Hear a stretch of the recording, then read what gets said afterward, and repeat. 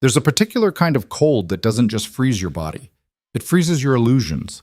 Duchess Evelyn Ravenscroft stands in the grand entrance hall of Blackthorn Snow Castle, watching her husband kiss another woman's hand with the tenderness he hasn't shown her in years. And she understands that some betrayals don't announce themselves with screams. They whisper. They smile. They wear your best friend's face while wearing your husband's ring. 10 years of marriage, 10 years of loyalty, and what does she have to show for it? A castle full of lies and a northern wing she's forbidden to enter. But here's what Lucien doesn't know yet. The woman he married for political convenience isn't the woman standing in this hall anymore. Stay with me, because before this winter ends, blood will stain the snow, empires will crumble, and you'll witness what happens when a duchess finally stops playing by the rules written by men who underestimated her. The carriage wheels crunched through snow that hadn't stopped falling for 3 days straight. Eveline pressed her gloved hand against the frosted window, watching Blackthorn Castle emerge from the white void like a wound in the landscape. Black stone towers clawed at the gray sky, their peaks lost in the storm. She'd been away for 2 months visiting her family's estate in the south, and in that time, winter had transformed the castle into something that looked less like a home and more like a mausoleum. The wind screamed as she stepped out of the carriage, immediately driving ice crystals into her face. The footmen scrambled to help her, but she waved them off, gathering her heavy cloak around her shoulders. She'd grown up in these mountains. She knew how to walk through a blizzard without losing herself. Inside, the warmth hit her like a physical force. Massive fireplaces roared in the entrance hall, their light casting dancing shadows across walls hung with portraits of Ashcombe ancestors who all seemed to be scowling at her. She pulled off her gloves slowly, watching the servants avoid her eyes. Something was wrong. She'd developed an instinct for wrongness over 10 years of marriage to a man who spoke in careful silences. Margaret, the head housekeeper, approached with the practiced deference of someone who'd served the Ashcombe family for 30 years. Her face was professionally neutral, but Evelyn caught the flicker of something that might have been pity. "Your Grace," the housekeeper said, "we weren't expecting you until tomorrow." "Plans changed," Evelyn replied. "Where's the Duke?" A pause. "His Grace is in his study. He left instructions not to be disturbed." "Of course he did." Evelyn handed her cloak to a waiting servant. "Then I suppose I'll have to disturb him." She moved through the castle with the muscle memory of a decade, her footsteps echoing on marble floors that reflected the firelight like pools of blood. The corridors grew colder as she moved deeper into the east wing, away from the inhabited rooms. Lucien had taken to spending his time in the older sections of the castle, places where the heating systems barely reached and shadows gathered in corners like conspirators. His study door was closed. She didn't knock. Lucien looked up from his desk with the expression of a man who'd just had his private thoughts interrupted. He was still handsome at 42, all sharp cheekbones and iron-gray eyes, but there was something in his face that hadn't been there when they married. A hardness, a calculation. "Evelyn," he said, "you're early." She closed the door behind her, leaning against it. "I missed my husband. It is our anniversary, after all." Something flickered across his face. Annoyance, maybe, or guilt poorly disguised. "Is it?" I'd lost track of the date. 10 years, she said, a decade of marriage. Surely that's worth remembering. He set down his pen with careful precision, the gesture of a man buying time to construct his response. "Of course. I've been preoccupied with council matters. The king's health is failing, and the succession question, is there someone else?" The words came out of her mouth before she'd consciously decided to speak them. She watched him freeze, watched his fingers tighten on the edge of his desk, watched the mask of his face reorganize itself into an expression of wounded confusion. "I beg your pardon?" "You heard me, Lucien. Is there someone else?" He stood up slowly, moving around the desk with the careful movements of a predator, deciding whether to attack or retreat. "What has gotten into you? 2 months away and you return with accusations?" "Not accusations," she said. "Questions. There's a difference." He was close now, close enough that she could see the tiny lines around his eyes, the gray threading through his dark hair, close enough to smell the wine on his breath and the perfume that wasn't hers clinging to his collar. "You're tired from your journey," he said, And perhaps your mother has been filling your head with her usual paranoid fantasies. You should rest. She almost laughed. Almost. Because it was so perfectly Lucien. The gentle condescension, the suggestion that her perceptions couldn't be trusted, the way he made her doubt herself with nothing more than a tone of voice. I want to see the northern wing. His face went absolutely still. The northern wing is closed for renovations. For 6 months? What are you renovating? The foundation stones? The heating system has failed. It's not safe. Then show me the damage. Evelyn, show me or I'll go myself. They stared at each other in the candlelit study, and she saw something shift behind his eyes. A decision being made. A line being drawn. Very well, he said finally. But you'll be disappointed. It's nothing but empty rooms and broken pipes. He led her through corridors she barely recognized, deeper into the castle's abandoned sections. The air grew colder with each step, their breath misting in the darkness. Oil lamps hung at irregular intervals, casting more shadows than light. She followed him in silence, watching the set of his shoulders, the tension in his spine. The northern wing had once housed Lucier's grandparents, back when the Ashcombe family still believed in keeping their elders close. Now the doors were locked, the windows shuttered, the furniture covered in dust sheets that looked like corpses in the flickering lamplight. You see? Lucien gestured at the empty hallway. Nothing but decay. But Evelyn wasn't looking at the decay. She was looking at the fresh footprints in the dust. Multiple sets. Recent. Who's been here? Servants. Assessing the damage. The footprints led to a door at the end of the hall. A door that wasn't dusty. A door that had been opened recently and often. What's in there? Storage. Old furniture. Nothing of interest. She moved toward the door. Lucien's hand shot out, gripping her arm hard enough to bruise. That's enough, Evelyn. She looked down at his hand, then up at his face. In 10 years of marriage, he'd never touched her in anger, never let the mask slip quite this far. Let go of me. You're being irrational. Let go. He released her, stepping back with his hands raised in a gesture of false surrender. I'm only trying to protect you from disappointment. There's nothing in that room but reminders of a past that's better forgotten. She reached for the door handle. Locked. Give me the key. I don't have it with me. Liar. The word hung between them like a blade. She watched his face rearrange itself, watched the careful politician replace the angry husband, watched him become the man she'd married, charming, untouchable, perfectly controlled. Perhaps we should discuss this in the morning, he said. When you've had time to rest and we've both had time to calm down. She laughed then, a sound that startled her with its bitterness. You think I need to calm down? You think this is about me being tired or emotional or any of the other convenient excuses you've been using for years? Evelyn, I know about Celeste. His face went absolutely blank. It was the most honest expression she'd seen from him in years. I don't know what you're talking about. Don't, she said. Don't insult me by pretending. I've known since the summer gala, since I saw the way she looked at you when she thought no one was watching, since I noticed she was wearing the emerald pendant that used to belong to your mother, the one you told me was lost. The silence stretched between them like a chasm. Outside, the wind howled against the windows, rattling the ancient glass in its frames. Finally he spoke, and his voice was colder than the storm outside. What do you want, Evelyn? I want the truth. The truth? He moved closer, and there was something dangerous in his eyes now, something she'd never seen before. The truth is that you were a transaction, a merger of families, a political alliance, a way for my father to secure trade routes through your family's ports. Did you think it was love? Did you think any of this was about love? She felt something crack inside her chest, something she'd been protecting for 10 years. But she didn't let it show on her face, didn't give him the satisfaction. No, she said quietly, I never thought it was love. But I thought it was respect. I thought it was honor. I thought you were a man who kept his vows. Vows, he said, almost laughing. You want to talk about vows? I've given you everything, a title, a fortune, a position at court. What more do you want? I want you to admit it. Say her name.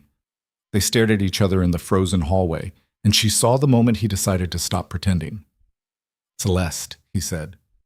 Yes, Celeste Vane, your dear childhood friend, The woman who actually understands what it means to think politically, to see beyond the romantic delusions you cling to like a shield against reality.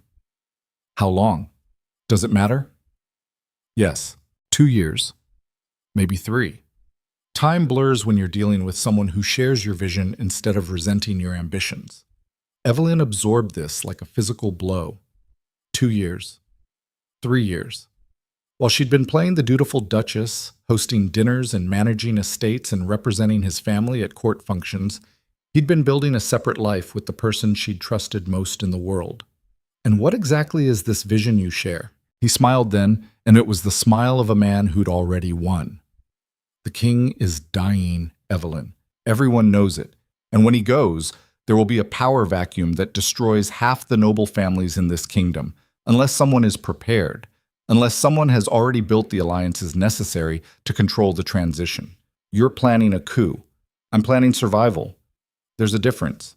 By betraying your king, by ensuring stability. The king has no heir. When he dies, there will be civil war unless the council takes control, and I intend to be the one controlling the council.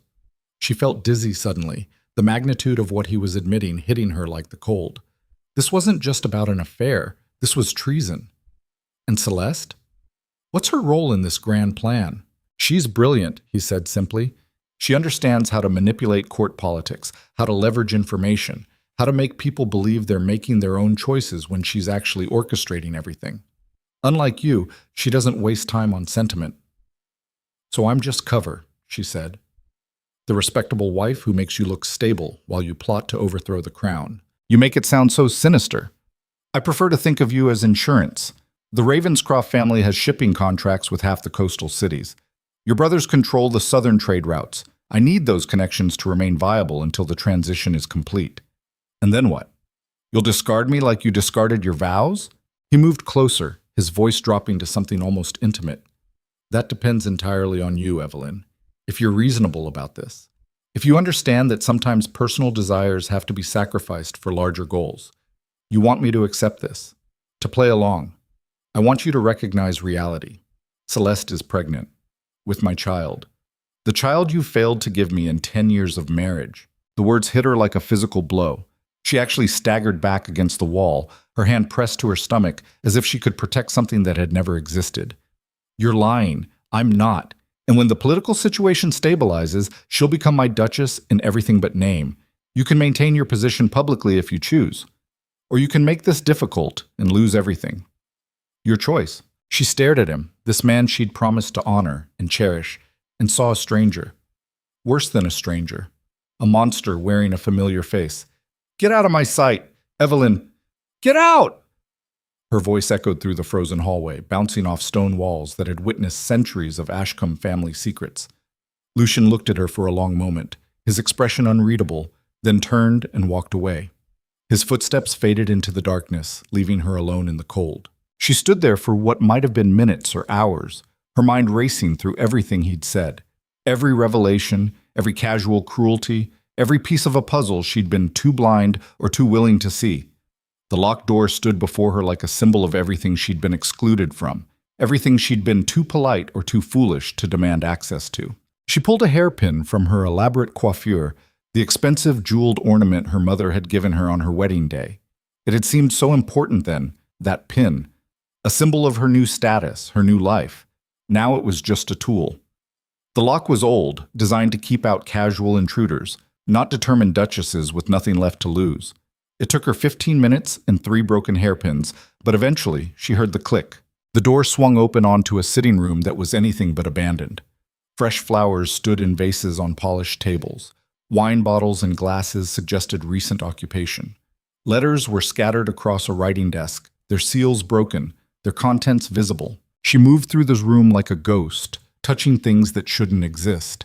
Celeste's shawl draped over a chair, Lucien's pipe resting on a side table, evidence of a life being lived in secret while she played Duchess in the public spaces of the castle. The letters were worse than the personal items. She forced herself to read them, to understand the full scope of what her husband and her best friend had built while she'd been trusting them both. Lord Ashford agrees to support the motion, pending final terms. The vote should pass with a comfortable margin. Lady Beaumont requires additional persuasion. I suggest inviting her to the winter masquerade. She's weak to flattery and wine. The Thornbury estate borders the king's hunting grounds. If we can secure it through marriage to Lord Thornbury's daughter, we'll control access to the palace during the transition. Each letter was signed with a small drawing of a nightshade flower, Celeste's personal symbol, a private joke about her family name that now seemed sinister. But it was the last letter that made Evelyn's blood run cold. The Duchess suspects nothing. She's too busy playing the perfect wife to notice we're dismantling her family's influence piece by piece. By the time she realizes the Ravenscroft shipping contracts have been redirected through our holdings, it will be too late for her brothers to intervene. Her family will be ruined, and she'll have no choice but to accept whatever terms we offer. The handwriting was Celeste's, but the signature at the bottom was Lucien's. She stood in the secret room, holding the evidence of her complete destruction, and felt something inside her transform. Not break. Breaking implied weakness, fragility. This was different. This was crystallization, hardening. The naive Duchess who'd arrived at this castle 10 years ago with romantic notions of marriage and partnership had finally, completely died. What rose in her place was something sharper. She carefully gathered the letters, folding them into her bodice. Evidence. Proof. Weapons for a war she hadn't known she was fighting until tonight. The castle was quiet when she emerged from the northern wing. Servants had retired to their quarters, fires had been banked for the night, and the only sound was the eternal howling of the wind against the windows. She moved through the darkness with purpose now, her mind working through possibilities and consequences with a clarity she'd never felt before. Her own chambers felt like foreign territory. Everything was exactly as she'd left it 2 months ago. Her books on the bedside table, her needlework abandoned on the chair, her wedding portrait hanging above the mantel like a memorial to a person who no longer existed. She didn't sleep. Sleep was for people who had the luxury of not knowing their entire world was a carefully constructed lie. Instead, she sat by the window, watching snow accumulate on the stone ledge, and planned. By dawn, she had a strategy. Not complete.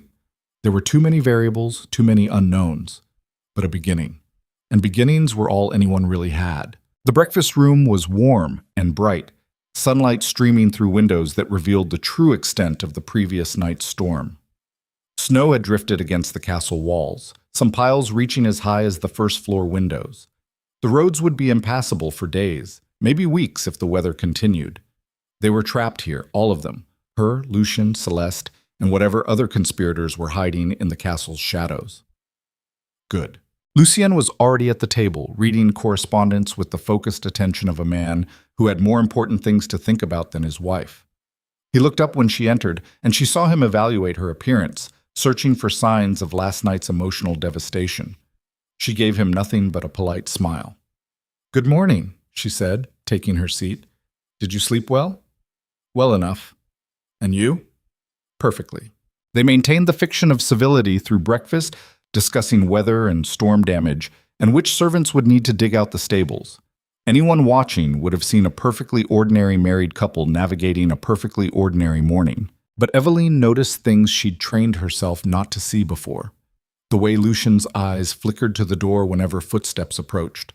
The way he kept checking the small clock on the mantel. The way he seemed to be waiting for something. Or someone. Celeste arrived like an answer to his unspoken anticipation. She swept into the breakfast room with the casual confidence of a woman who believed she belonged there. Her dark hair elaborately styled, her dress cut just slightly too low for morning propriety. She was beautiful in that calculated way some women mastered, every gesture rehearsed, every expression designed for maximum impact. "Evelyn, darling!" Celeste moved to embrace her, and Evelyn forced herself to accept the contact, to return the embrace with appropriate warmth.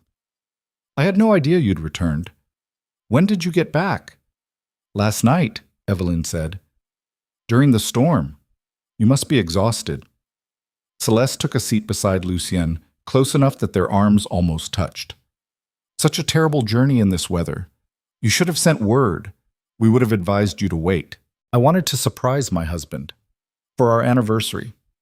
Celeste's smile didn't falter, but something flickered in her eyes. "Of course. 10 years. How time flies." Evelyn watched them across the table, seeing clearly now what she'd been missing for years. The way Celeste's hand rested briefly on Lucien's arm. The way he leaned slightly toward her when she spoke. The way they seemed to communicate in glances and small gestures that excluded everyone else in the room. "Tell me," Evelyn said, her voice perfectly pleasant. "What brings you to Blackthorn, Celeste? I thought you were spending the winter in the capital." "Oh, you know how it is." Celeste waved her hand dismissively. "Court politics become so tiresome. I needed a retreat, and dear Lucien was kind enough to offer hospitality." Of course he was. The breakfast continued with increasingly stilted conversation. Evelyn played her part perfectly. The gracious hostess, the welcoming wife, the unsuspecting friend. She asked about Celeste's journey, about news from court, about which nobles were positioning themselves for the king's succession. And with each question, she watched them squirm, because they didn't know what she knew. Didn't know she'd found the letters, discovered their conspiracy, understood the full scope of their betrayal. They thought she was still the naive duchess, still playing by rules they'd abandoned years ago. Let them think it. After breakfast, Lucien excused himself for a meeting with his steward. Celeste lingered, pouring herself another cup of tea with the comfort of someone who'd made themselves at home. "It must be so lonely here in winter," Celeste said. "Just you and Lucien rattling around in this enormous castle." "We manage," Evelyn replied. "Though you're right that it can be isolating, especially when one's husband is preoccupied with council business." Celeste's smile sharpened. "Men and their politics. So tedious. Is it? I find politics fascinating. All those alliances and betrayals, the constant maneuvering for power. It's like a game of chess where the pieces are human souls. How dramatic you've become." "Have I?" Evelyn met her eyes directly. "Or have I simply started paying attention?" For just a moment, Celeste's mask slipped. Evelyn saw calculation in those beautiful eyes, saw her old friend evaluating threat levels and adjusting strategies. Then the moment passed, and Celeste was all warmth again. "Well, I'm glad you're paying attention now. A duchess should understand the political landscape. It's the only way to survive in our world." "Survival," Evelyn said. "Yes, I've been thinking a lot about survival lately." She left Celeste in the breakfast room and went to find Margaret. The housekeeper was in the linen closet counting sheets with the meticulous attention of someone who'd been managing household inventories for decades. "Your Grace," Margaret said, looking up with surprise. "Is something wrong? I need to know something, and I need you to be honest with me. Can you do that?" Margaret glanced toward the door, then back at Evelyn. Her weathered face was conflicted, torn between loyalty to the family she'd served and something else. Something that might have been sympathy. "I'll try, Your Grace. How long has Lady Vane been staying in the northern wing?" The housekeeper's face went carefully blank. "I don't know what you mean." "Please," Evelyn said quietly.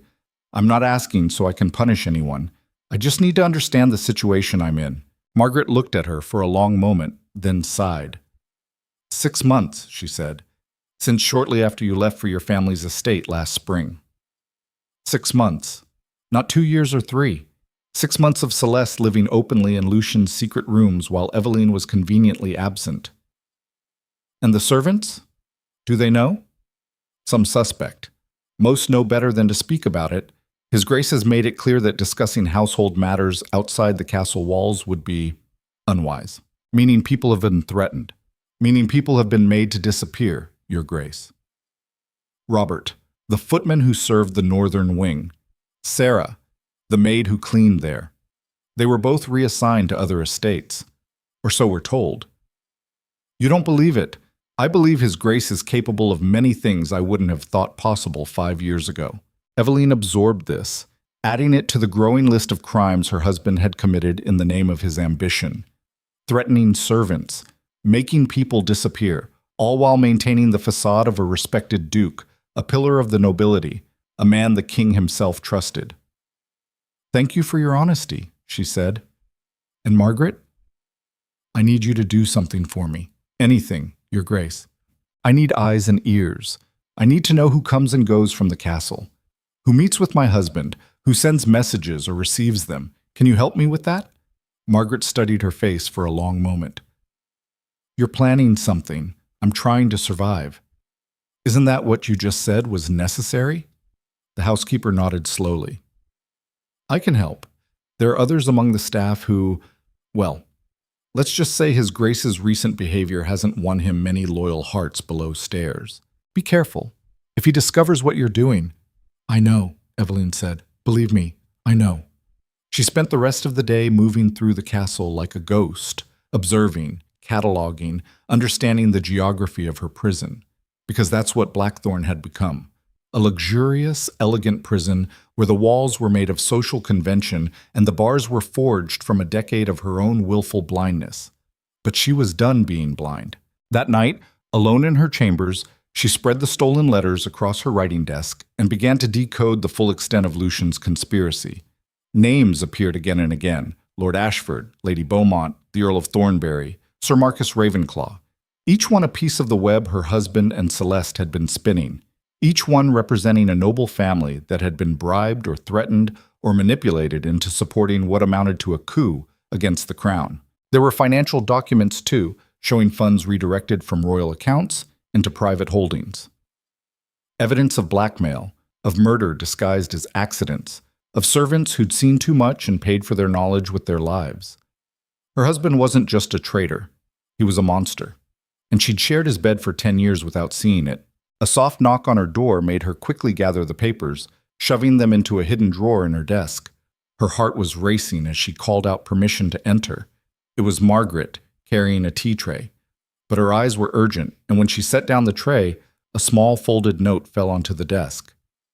"Your nightly tea, Your Grace," Margaret said loudly enough to be heard through the door. "Earl Grey, just as you like it." Then much quieter, "Read it, burn it, trust no one else." She left before Evelyn could respond. Evelyn unfolded the note with trembling hands. Duke, meeting with Sir Marcus Ravenclaw and Lord Ashford tonight. Secret council in the Western Tower, armed guards posted. They're planning something big. Be careful. She burned the note in her fireplace, watching the paper curl and blacken until there was nothing left but ash. Then she poured herself the tea Margaret had brought, her mind racing through possibilities. A secret council. Armed guards. Something big. The coup was accelerating. She couldn't just gather evidence anymore. She needed allies. People who could help her expose Lucian before his plan succeeded. But who could she trust? Her brothers were too far away, unreachable until the snow cleared. The king was dying, possibly already too weak to act on information even if she could get it to him. Most of the nobles at court were either part of Lucian's conspiracy or too self-interested to care about anything beyond their own survival. She was alone in a castle full of enemies, with nothing but stolen letters and the growing realization that she was completely, catastrophically, unprepared for the war she'd stumbled into. But she wasn't nothing. She was a Ravenscroft before she became an Ashcombe. Her family had survived wars, plagues, and political upheavals for centuries. She had the blood of survivors in her veins, even if she'd forgotten it for the last 10 years. And she had one advantage Lucien didn't know about. He thought she was weak. He thought she was broken. He thought last night's revelations had destroyed her. He was wrong. She stood at her window, looking out at the snow-covered landscape, and made a decision. If her husband wanted war, she would give him war. But she would fight it on her terms, with weapons he didn't even know she possessed. Starting with the one person she suspected might hate Lucien as much as she was learning to. Adrien Mercer, the disgraced war commander who'd once served her family with absolute loyalty before Lucien had destroyed his career with false accusations of cowardice. A man with nothing left to lose and every reason to want revenge. If he was still alive. If she could find him. If he would even listen to the wife of the man who'd ruined him. A lot of ifs. But she was running out of options. The storm showed no signs of breaking. If anything, it was getting worse, the wind howling around the castle like a living thing trying to claw its way inside. She watched the snow accumulate on the windowsill and thought about how appropriate it was that this was all happening in the heart of winter. Because winter was when things died. And something in Evelyn had definitely died last night. But something else was being born in its place. Something harder. Something that understood that mercy was a luxury and trust was a weakness, and the only way to survive in a world of predators was to become something even more dangerous. She turned away from the window and began to plan her next move. Somewhere in this castle full of conspirators and traitors, There had to be someone who could help her find Adrien Mercer. Someone who remembered the old loyalties, the old alliances, before Lucien had poisoned everything with his ambition. She just had to find them before Lucien realized she wasn't the broken wife he thought he'd created. Before his secret council finalized whatever catastrophe they were planning. Before the snow melted and trapped them all in the consequences of choices made in the frozen dark. The game had changed, the rules had changed, and Duchess Evelyn Ravenscroft was about to show her husband exactly what happened when you underestimated a woman who had nothing left to lose. Except a scream cut through the castle, high and desperate and abruptly silenced. Evelyn ran. The scream died as abruptly as it started, swallowed by stone walls that had witnessed centuries of violence and kept their silence. Evelyn lifted her skirts and ran through corridors she'd walked 1,000 times, but the castle felt different now, predatory, watching, alive with malice. Her slippers made no sound on the marble floors. She'd learned to move quietly in this place, learned to make herself small and unobtrusive, but tonight that training served a different purpose. Tonight she was hunting. The sound had come from the servants' quarters, down narrow staircases that smelled of lye soap and old smoke. She slowed as she approached, pressing herself against the wall, listening. Voices drifted through an open doorway, male, rough, the accents of men who'd learned violence before they learned manners. Did she see anything? Hard to say. She was half dead when we found her. We'll make sure she's all dead before morning. His Grace doesn't pay us to leave loose ends. Evelyn's blood went cold. She edged closer to the doorway, peering around the frame. 2 men stood over a crumpled form on the floor. Sarah, the young maid Margaret had mentioned, the one who supposedly been reassigned. Blood matted her blonde hair, spreading in a dark pool across the floorboards. One of the men was cleaning a cudgel, methodical and unconcerned, while the other checked Sarah's pulse. Still breathing. Tough little thing. Not for long. Get the cart ready. We'll dump her in the ravine like the others. The others. Plural. How many servants had Lucien disappeared to protect his secrets? How many bodies were frozen in the snow, waiting for spring thaw to reveal his crimes? Evelyn should have retreated, should have gone for help, found Margaret, planned something careful and strategic. But she'd spent 10 years being careful and strategic, and where had it gotten her? Trapped in a castle full of corpses while her husband plotted treason and her best friend carried his bastard. So instead she stepped into the doorway. The men turned, surprised. They were dressed as castle guards, but she didn't recognize them. Lucien must have hired them from outside, men with no loyalty to the Ashcombe name, only to gold and violence. Your Grace, one of them said, recovering quickly, you shouldn't be down here. These quarters aren't safe. No, she said, her voice steady despite the terror clawing at her throat. They're clearly not, since you're murdering servants in them. The men exchanged glances. The one with the cudgel took a step toward her, still holding the weapon. You misunderstand the situation. The girl had an accident. We were just… Lying, Evelyn interrupted. You were lying. It's what everyone in this castle seems to do best. She watched them calculate.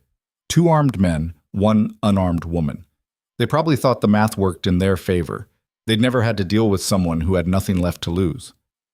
Move away from her, Evelyn said. Or what? The second man smiled, showing teeth that had been broken and poorly set. You'll scream? Go ahead. No one's coming to help you. His Grace made that very clear when he hired us. He was right. She had no allies here, no guards loyal enough to intervene, no authority that would override Lucien's orders. She had only herself and the growing certainty that if she walked away now, she would be complicit in whatever happened to Sarah, in whatever had already happened to Robert and the others whose names she didn't even know. So she didn't scream. Instead, she grabbed the oil lamp from the wall and threw it directly at the first man's face. Glass shattered, oil sprayed. He stumbled backward with a roar, clawing at his eyes. The second man lunged for her, but she was already moving, years of dancing lessons translating into muscle memory as she spun away from his reaching hands. Her fingers closed around a fire poker leaning against the wall, cold iron, heavy enough to do damage. She swung it like her brothers had taught her when they were children playing at knights and dragons. Before she'd learned that ladies didn't fight, ladies didn't raise their voices. Ladies certainly didn't brain-hired killers with makeshift weapons in servant quarters. The poker connected with his skull with a sound like a boot crushing ice. He went down hard. The first man had cleared the oil from his eyes enough to see his partner collapse. His expression shifted from surprise to murderous. He raised the cudgel and came at her with the efficiency of someone who'd done this before, who knew exactly how much force it took to shatter a woman's skull. She didn't try to block, couldn't. He was stronger, better trained, and she had about 3 seconds before that cudgel caved in her head. But she had momentum. She charged forward instead of retreating, closing the distance before he could complete his swing, driving the fire poker up and under his ribs with every ounce of strength she possessed. Hot blood gushed over her hands. He made a wet, choking sound and collapsed, dragging her down with him. She hit the floor hard, the man's weight crushing the air from her lungs. His blood soaked into her dress, hot and viscous. She could smell it, copper and something else, something that reminded her of the butcher shops near the docks where she'd grown up. Death had a smell. She'd never known that before. She shoved him off her and crawled to Sarah. The girl was still breathing, shallow and labored. Eveline pressed her fingers to Sarah's throat, feeling for a pulse. Weak but present. "Sarah, can you hear me?" The girl's eyelids fluttered. Her lips moved, but no sound came out. "Don't try to talk. I'm going to get you out of here." But how? She couldn't carry Sarah alone, and she couldn't trust any of the guards. Margaret had said some servants were sympathetic, but which ones? And how long before someone discovered what had happened here? Before Lucien sent more men? "Your Grace." She spun, the fire poker raised and ready. But it was only Thomas, the stable master, standing in the doorway with wide eyes taking in the carnage. He was old, 60 at least, with hands gnarled from decades of hard work. She'd always liked him. He'd taught her to ride when she first came to Blackthorn, patient with her city-bred clumsiness. "Thomas," she said, "I need help." He stared at the bodies, then at her blood-soaked dress, then at her face. Whatever he saw there made him nod. "Aye, Your Grace. I expect you do." Between them, they got Sarah to the stables, hidden in a supply cart under blankets that smelled of horses and hay. Thomas had a room above the tack storage, small and drafty, but defensible. They laid Sarah on his narrow bed while Eveline tried to clean the blood from the girl's matted hair. The wound was bad, a deep gash where the cudgel had connected with her skull, but the bone seemed intact. Sarah drifted in and out of consciousness, mumbling words Eveline couldn't quite catch. "She needs a doctor," Eveline said. "Can't trust the castle physician.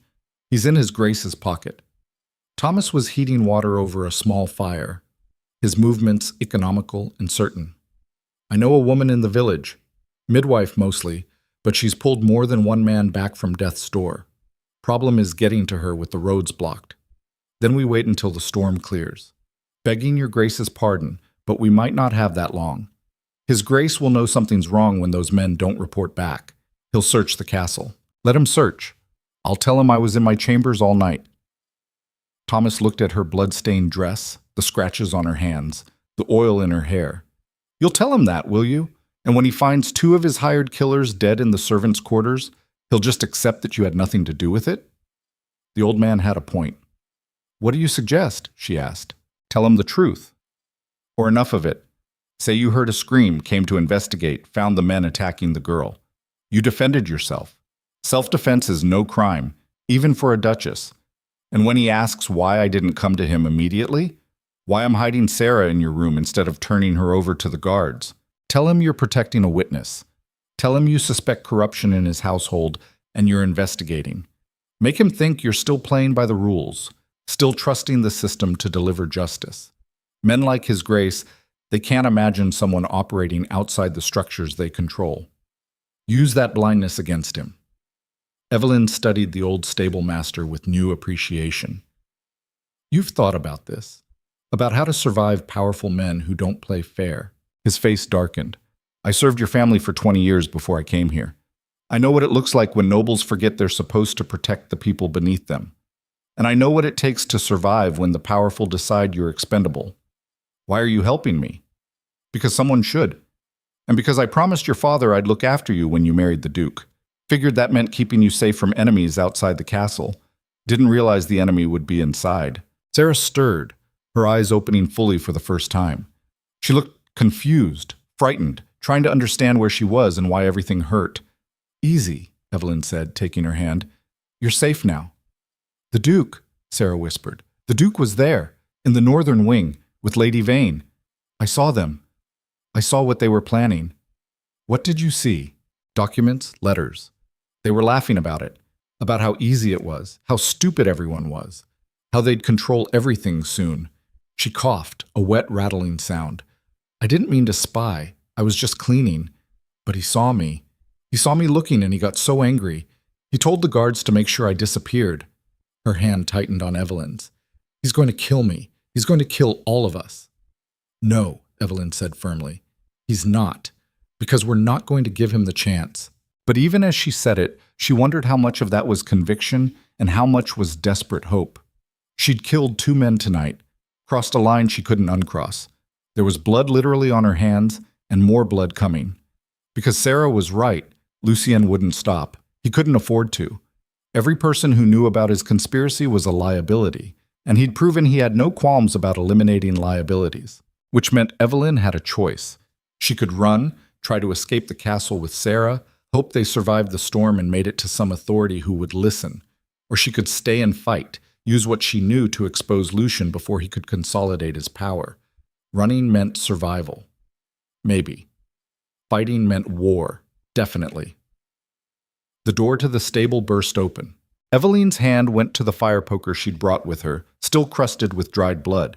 But it was only Margaret, wrapped in a cloak dusted with snow, breathing hard from running. "Your Grace," she gasped. "The Duke! He's called an assembly. Everyone in the Great Hall. Now. Why? She doesn't know yet. About the men. About you being here." She looked at Sarah on the bed. "But he will soon. He's already noticed you're not in your chambers. He's having the castle searched." Evelyn looked at Thomas. "Can you keep her hidden?" "Long as needed, Your Grace. They don't search the stables thoroughly. Most nobles think we're beneath notice." She turned to Margaret.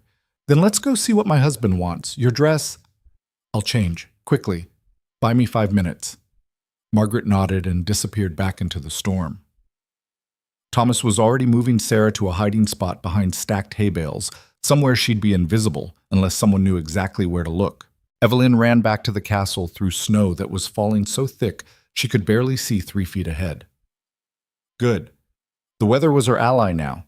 It would cover her tracks, make it harder to establish timelines, create doubt about who was where when. She changed in record time, scrubbing the blood from her hands and choosing a dress that suggested she'd been sleeping. Simple, modest, slightly rumpled. She pulled her hair into a loose arrangement that looked hastily assembled. The image she wanted to project was innocence interrupted, a wife roused from rest to attend her husband's mysterious summons. The great hall was already filled when she arrived. Servants lined the walls, guards stood at attention, and Lucien held court from the raised dais where the Ashcombe family had dispensed judgment for generations. Celeste stood beside him, her hand resting possessively on his arm, her expression suggesting she knew exactly what was happening and was enjoying every moment. "Ah," Lucien said as Evelyn entered. "There you are. We were beginning to worry." "I was sleeping," she said. "It's past midnight. What's this about?" He gestured to the assembled crowd. "It seems we have a situation. 2 of my guards are missing, and 1 of the servant girls as well. I thought perhaps someone here might have information." His eyes swept the room, lingering on faces, looking for tells. Evelyn kept her expression carefully neutral. Concerned, but not complicit. Confused, but not defensive. "Missing?" she said. "Since when?" "Since sometime this evening. They were last seen in the servants' quarters. And interestingly, several people reported hearing a scream from that area around the same time. How troubling. Have you searched for them?" "We're searching now. But I thought I'd give people a chance to come forward voluntarily, to explain what happened before we're forced to investigate more thoroughly. The threat was clear: talk now or face consequences later." No one spoke. Lucien's expression hardened. "Very well. Since no one seems inclined toward honesty, I suppose we'll have to do this the difficult way." He nodded to one of the guards. "Search every room, every closet, every hiding place in this castle.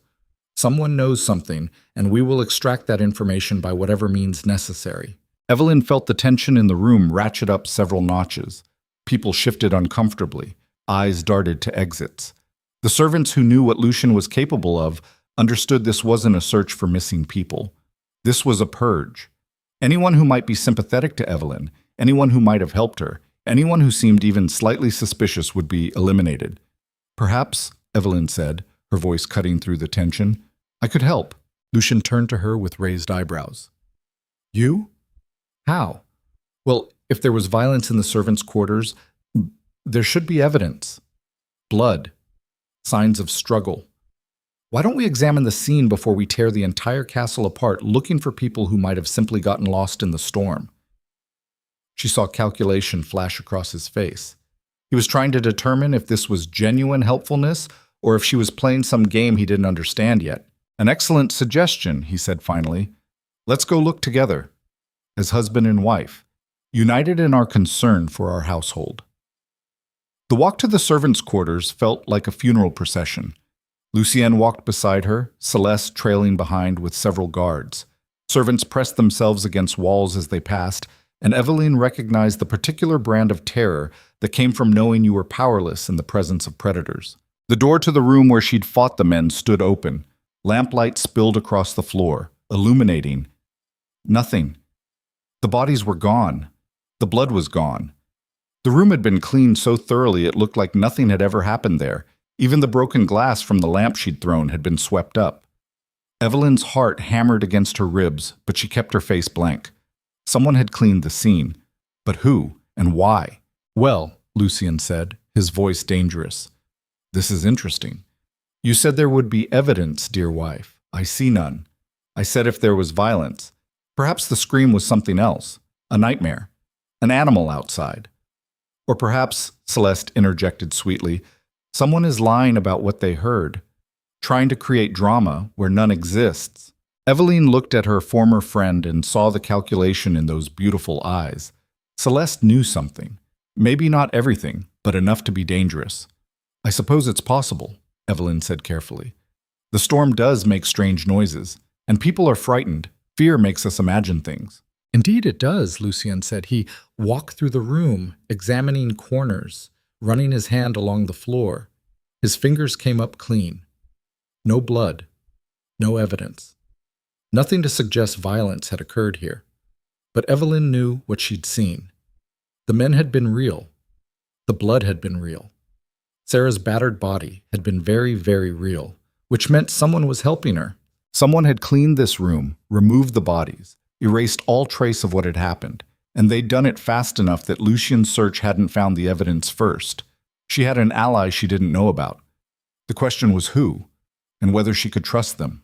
I apologize for the disruption, Lucien said, turning to address the guards and servants who'd followed them down.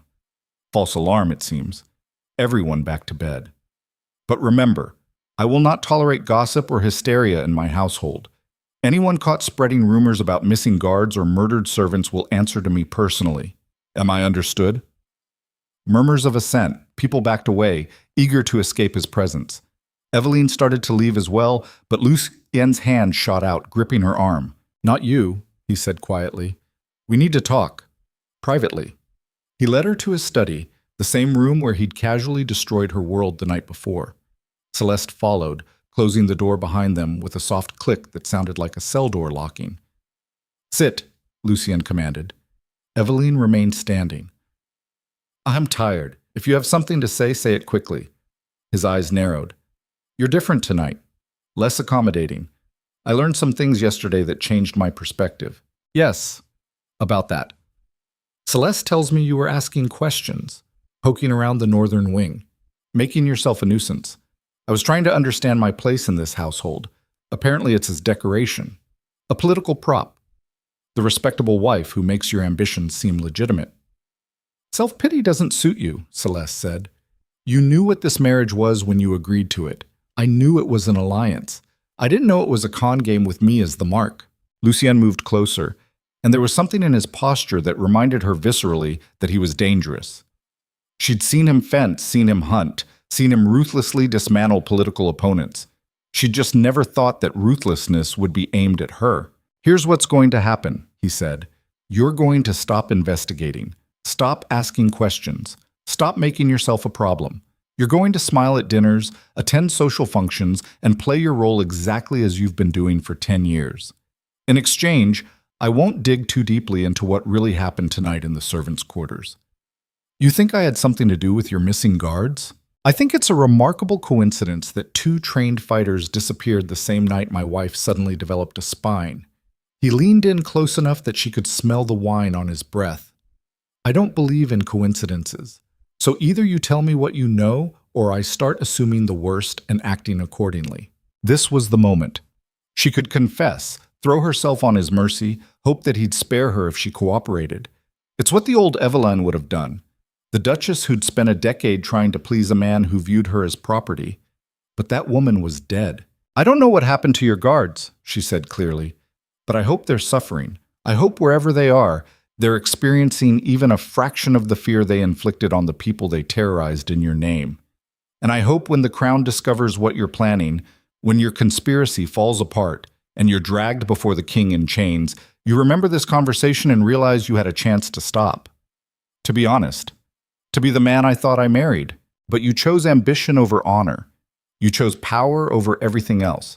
So whatever happens next, whatever consequences come for you, you earned them. The silence that followed was absolute. Then Lucien hit her. Not a slap, a closed fist punch that snapped her head back and sent her sprawling across the floor. Pain exploded through her jaw. She tasted blood. Through the ringing in her ears, she heard Celeste gasp. Not horror at the violence. Excitement. The woman was actually enjoying this. Eveline pushed herself up slowly, her hand pressed to her bleeding mouth. She looked at Lucien, really looked at him, and saw something that might have been regret flash across his face before hardening into resolve. 10 years, she said, her voice thick with blood. 10 years of loyalty. And this is what you are. This is what I've always been, he said. You were just too naive to see it. He turned to the guards by the door. Escort the Duchess to her chambers. Make sure she stays there. No visitors, no messages, no contact with anyone until I decide what to do with her. 2 guards moved forward, their faces carefully blank. They knew better than to show sympathy. Sympathy got you reassigned, or disappeared. One more thing, Lucien said as they reached the door. Sarah, the servant girl, I know she's alive. I know someone is hiding her, and I will find her. When I do, I'm going to make an example of her that will ensure no one else in this household ever forgets their place. So if you're protecting her, dear wife, you're only prolonging her suffering. Then he smiled, and it was the smile of a man who'd never lost a game in his life and couldn't conceive of losing this one. Eveline let the guards escort her to her chambers. They locked the door from the outside, a violation that would have seemed unthinkable yesterday, but was just one more crime added to Lucien's growing list. She stood in the middle of the room, touching her swelling jaw, feeling the sharp edge of a broken tooth with her tongue. Everything hurt, but pain meant she was alive, meant she was still fighting. She moved to the window, looking out at the storm. The snow showed no signs of stopping. They were still trapped here, all of them, in this castle that had become a prison. But Lucien had made a mistake tonight. He'd shown his hand, revealed that he knew more than he should, which meant he had spies among the servants. Someone was reporting her movements to him, which meant she needed to be smarter, more careful. Stop trusting people just because they seemed sympathetic. A soft scratching at her door made her freeze. Too quiet to be the guards. Too deliberate to be a mistake. She opened it to find a young boy, one of the kitchen apprentices, couldn't be more than 12, standing in the hallway looking terrified. "Message for you, Your Grace," he whispered, shoving a folded paper into her hand. "From someone who says you need allies. Who sent you?" "Can't say. Don't know. Just told to deliver this and leave." He glanced down the corridor nervously. "Please don't tell the Duke. I got a mother in the village. She needs my wages. I won't tell anyone. Go." He disappeared into the shadows.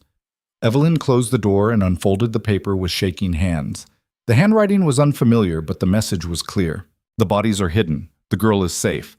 You have more friends than you know, but trust no one openly. The Duke has eyes everywhere. If you want to stop him, you need the one person he fears. Adrien Mercer is alive. He's in the ruins of Greystone Keep, 3 miles north. Get to him before the Duke does, and you might survive this. Wait, and you'll die with the rest of us. No signature, no explanation of who'd written it or why they were helping. But it didn't matter, because she had a name. Adrien Mercer. The disgraced commander. The man Lucian had destroyed to remove a potential obstacle. If he was alive, if he could be convinced to help, maybe, just maybe, she had a chance. The problem was getting to Greystone Keep in a blizzard while under guard with her husband actively hunting for any sign of rebellion. Small problem. She looked at the locked door, then at the window. Her chambers were on the second floor, overlooking the eastern courtyard. A 20-foot drop to snow-covered stone. Survivable if she was lucky. Crippling if she wasn't. But staying here meant eventually Lucian would decide she was too much of a liability to keep alive. Would stage an accident, a fall down the stairs, a tragic fever, something that would eliminate her without raising too many questions.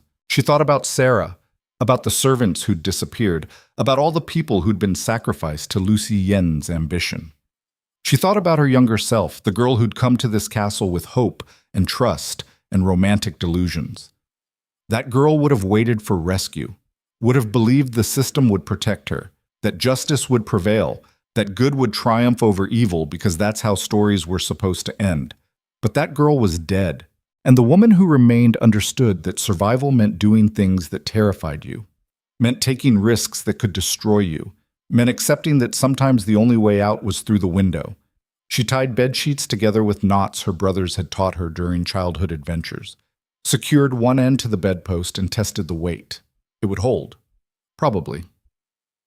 Then she pushed open the window and looked down at the snow-covered courtyard 20 feet below. This was insane. This was suicide. This was the only choice she had left. She climbed out into the storm, the wind immediately trying to rip her from her makeshift rope. Her hands burned where the sheets cut into her palms. Snow blinded her. Cold bit through her dress like knives. Halfway down, she heard voices in her room. The guards checking on her. They'd discover her missing any second. She let go. Fell. Hit the snow hard enough to drive the air from her lungs. Pain shot through her ankle. She forced herself to move, limping across the courtyard toward the stables, every step agony. Behind her, shouts, alarm bells, torches flaring to life. They'd found her escape. Thomas appeared from the stable entrance, his eyes wide. "Your Grace, what?" "I need a horse, the fastest you have, and directions to Greystone Keep." He didn't argue, didn't ask questions, just moved with the efficiency of a man who understood urgency. Within minutes, she was on horseback, her injured ankle screaming protest, Thomas giving her rapid directions while the castle erupted in chaos behind them. 3 miles north. Follow the old logging road. The keep's mostly ruins, but there's a tower still standing. If Commander Mercer's there, that's where he'll be. He pressed something into her hand. "Flint and steel. You'll need fire. Why are you helping me?" "Because I'm tired of watching good people die for bad reasons. Now go. Before they seal the gates." She rode into the storm, into darkness, so complete she could barely see her horse's ears. Behind her, Blackthorn Castle lit up like a bonfire, every window blazing, every guard mobilized. They were coming for her, and 3 miles had never seemed so far. The cold was a living thing trying to kill her. Evelyn's hands had gone numb on the reins 20 minutes into the ride, her injured ankle throbbing with every stride the horse took, through snow that reached past its knees. The storm had transformed the landscape into an alien world, where direction meant nothing, and every shadow could be a cliff edge or a frozen ravine waiting to swallow her whole. Behind her, torchlight flickered through the trees. They were coming. Lucien's men, tracking her through the storm with the persistence of wolves who'd scented blood.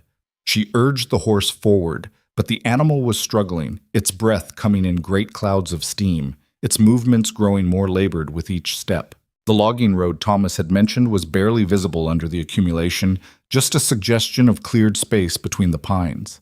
She followed it more by instinct than sight, praying that 3 miles north would eventually reveal the ruins of Greystone Keep and not just more endless white darkness. Her mind kept circling back to the same question. Who had cleaned the room? Who had hidden the bodies and sent her that message about Adrien Mercer? Someone in the castle had resources and courage she hadn't suspected.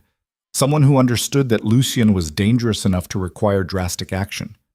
But trusting unknown allies was how people got killed. She'd learned that lesson the hard way, watching her childhood friend conspire to destroy her while smiling to her face. The horse stumbled, nearly throwing her. She clung to its mane, her frozen fingers barely able to grip. The animal was done. She could feel it in the way its muscles trembled, the way it fought against her commands. Pushing it further would kill it. She dismounted, landing badly on her injured ankle. Pain shot up her leg sharp enough to make her vision gray. She leaned against the horse's heaving side, trying to catch her breath, trying to think through the fog of cold and exhaustion. The torches were closer now. She could hear voices calling through the storm, coordinating their search. They'd find her horse tracks eventually. Find her.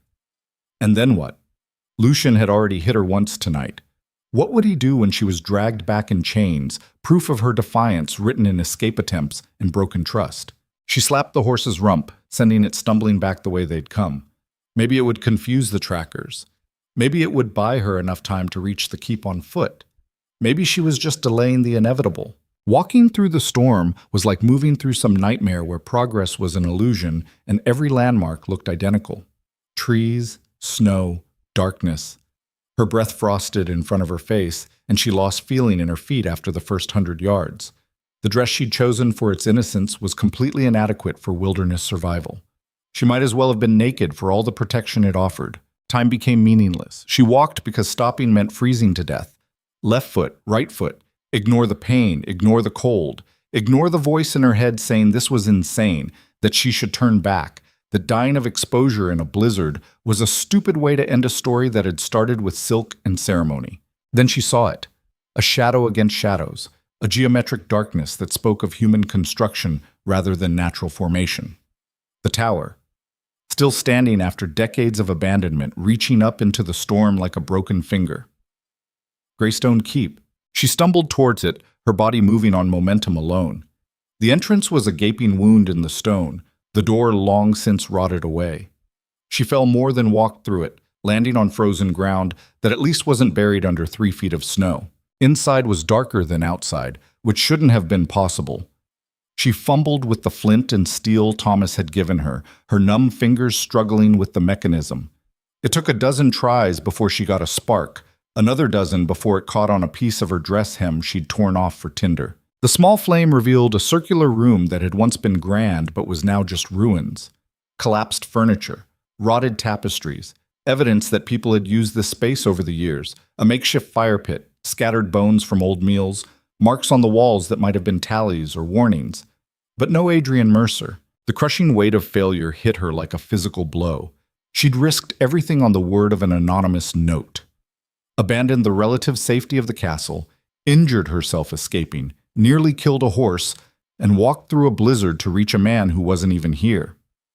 She'd been played. Again. Of course, Lucien would have anticipated this. Would have planted false information about Adrien Mercer being alive, being findable, being someone who could help her. He'd probably written the note himself, creating a trap she'd walked into with pathetic eagerness, because she was desperate, and desperate people made stupid choices. Eveline sank to the floor, her back against the cold stone wall. The small flame from her dress was already dying. Soon she'd be in darkness again. Soon she'd be just another casualty of winter and ambition, another body for spring to reveal when the snow melted. She was going to die here. Not murdered by Lucien's hired killers, not executed for treason or rebellion, just frozen to death in a ruin, brought down by her own foolishness and the fundamental truth she'd been avoiding her entire marriage. She wasn't smart enough to play these games, wasn't ruthless enough to survive in a world where everyone lied and trust was a weapon used against you. The flame guttered out, darkness swallowed her, and in that darkness a voice spoke. Still breathing then. That's something. She lurched to her feet, pain forgotten, fumbling for anything she could use as a weapon. Her hands closed on a piece of broken wood, probably useless, but better than nothing. Who's there? A spark flared in the darkness, then another. Someone was lighting a proper fire in the pit she'd noticed earlier, building it with the efficiency of a person who'd done this 1,000 times. The flames grew, casting flickering light across a figure crouched on the other side of the room. A man. 40, maybe older. Scarred face, military bearing even sitting down. Eyes that evaluated her with the cold assessment of someone who'd learned to calculate threats instantly. He wore the remnants of what might once have been a commander's uniform, now so patched and worn it was barely recognizable. Adrien Mercer, she said. Her voice came out hoarse, damaged by cold and hope. He smiled, but there was no warmth in it. Duchess Ashcombe. I wondered if you'd make it. Thought the storm might kill you, or your husband's men, or just common sense. He fed more wood to the fire. Turning back would have been the smart choice. Coming here was monumentally stupid. I need your help. He laughed, a harsh sound that echoed off stone walls. My help. The disgraced commander, the coward who abandoned his men according to your husband's testimony, the man stripped of rank and honor and left to freeze in the mountains. You want my help. The testimony was false. I know that now. Lucian destroyed you because you were loyal to my family, because you would have protected me if you'd known what he was planning. And what exactly is he planning? Besides the obvious treason and conspiracy that everyone at court pretends not to see? She moved closer to the fire, drawn by warmth that felt almost painful against her frozen skin. He's going to stage a coup when the king dies. He's been building alliances for years, redirecting funds, eliminating anyone who might oppose him, and he's doing it with Celeste Vane. She's pregnant with his child. They're planning to replace me once the political transition is complete. Adrien stared at her for a long moment. Then he said something she wasn't expecting. I know. The words hung in the air between them. She felt something cold that had nothing to do with the weather settle in her chest. What do you mean you know? I mean, I've been watching your husband for 3 years, tracking his movements, documenting his conspiracies, waiting for the right moment to strike. You think you're the first person to figure out he's a monster? You're just the latest victim to wake up to reality. Then help me stop him. We can expose him to the king. Present evidence. The king is already dead, Duchess. The fire popped. Snow hissed against the tower walls, and Evelyn felt the last foundations of her world crack apart. What? Died 2 days ago. Quietly, in his sleep, surrounded by physicians who've been instructed to keep it secret until the council decides on succession. Your husband doesn't know yet. Neither do most of the nobles. But the information network I've built over 3 years of having nothing better to do than plot revenge, it's considerably better than his. If the king is dead, then the coup is already in motion. The council will meet within the week. They'll vote on who assumes regency until proper succession can be established. And your husband has enough votes bought or blackmailed to ensure he controls that decision, which means he controls the kingdom. So I'm too late. You were too late the moment you married him, Duchess.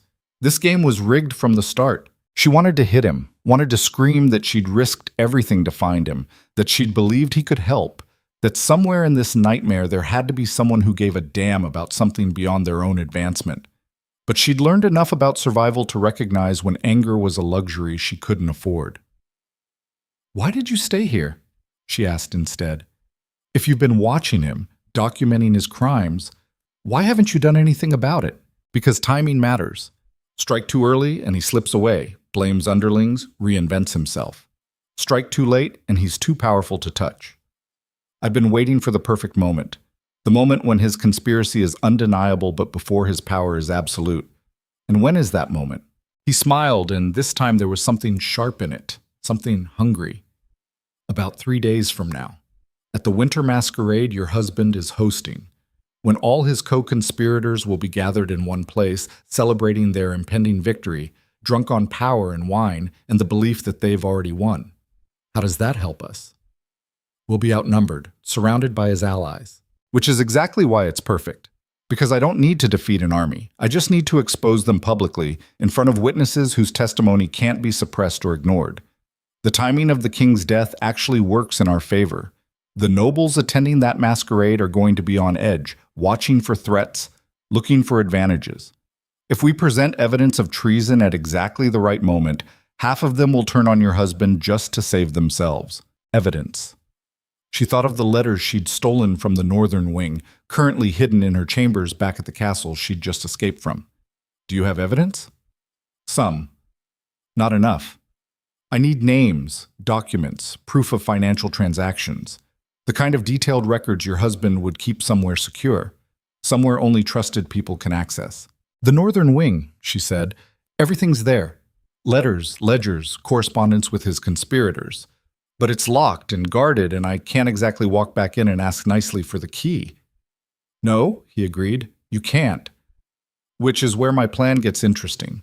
She didn't like the way he said interesting. It sounded like the kind of interesting that got people killed. What exactly are you proposing? That you go back. She stared at him. You want me to return to the castle, where my husband just hit me, where his guards are actively hunting me, where going back means certain imprisonment, if not outright execution.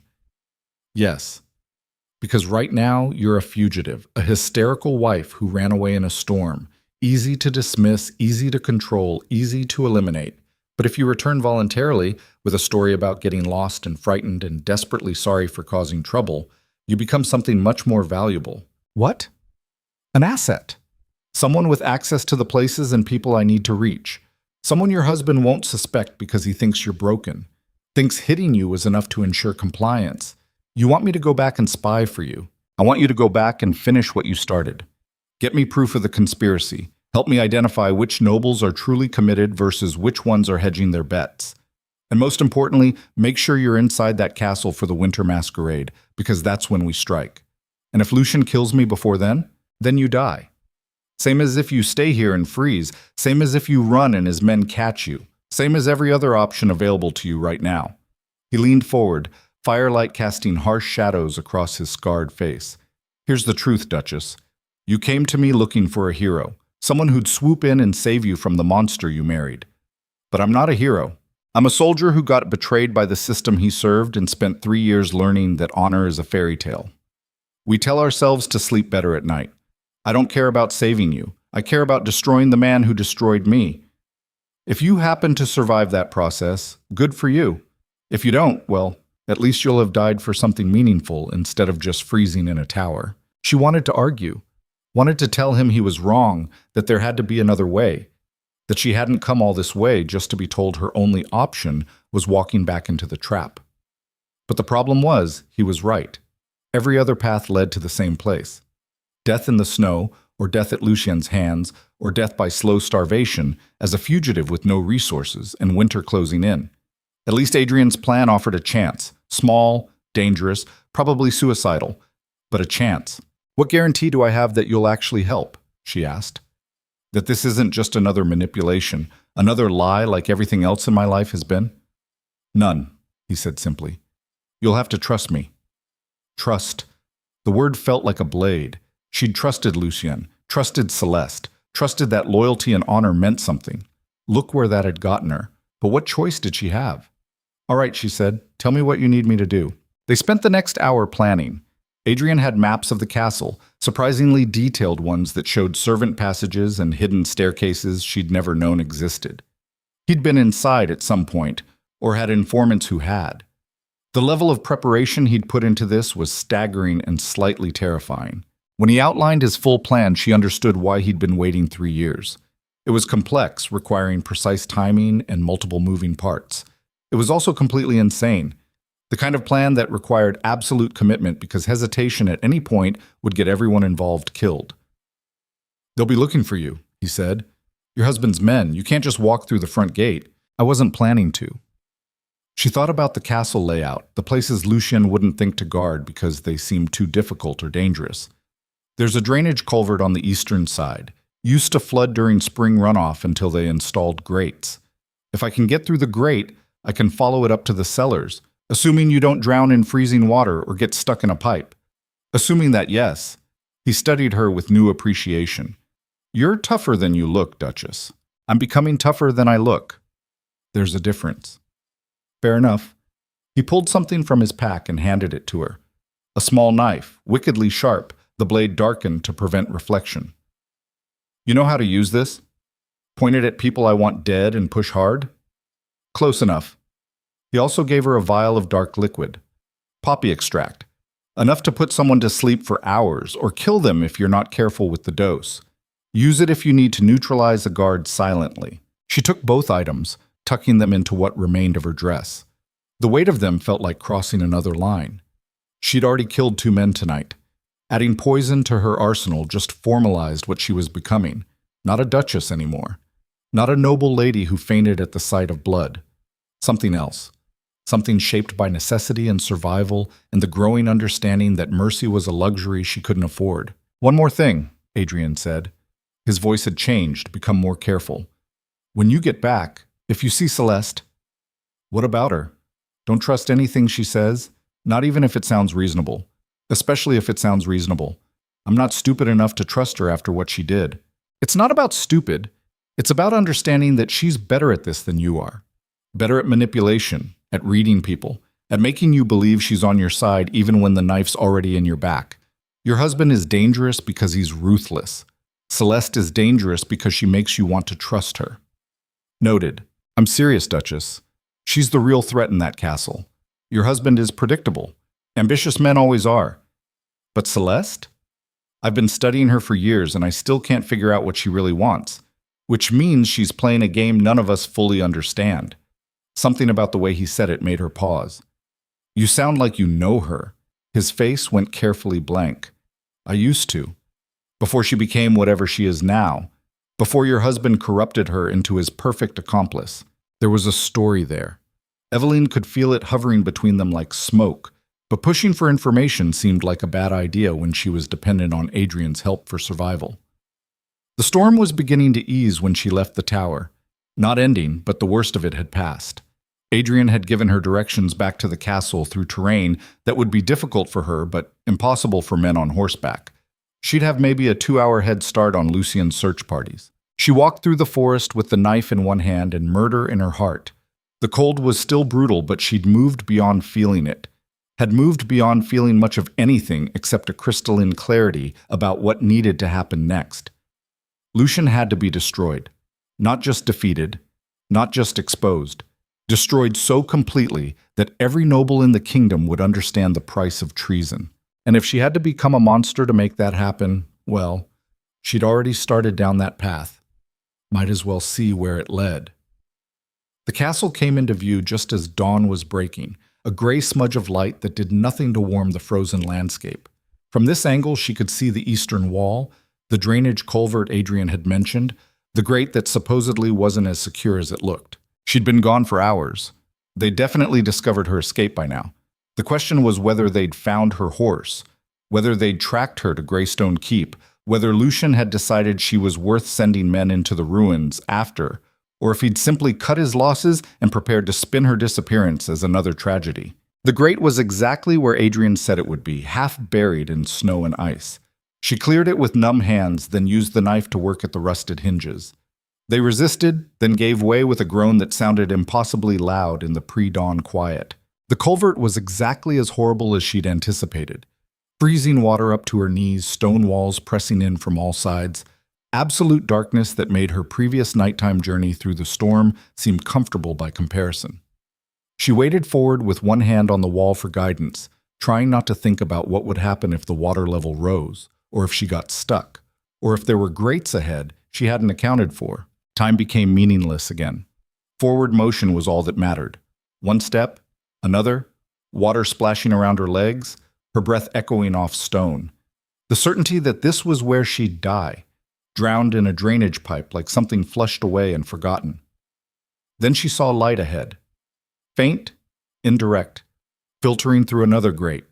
She pushed toward it with the last of her strength and found herself looking up into the castle cellars through rusted iron bars. Getting the grate open from below was harder than it should have been.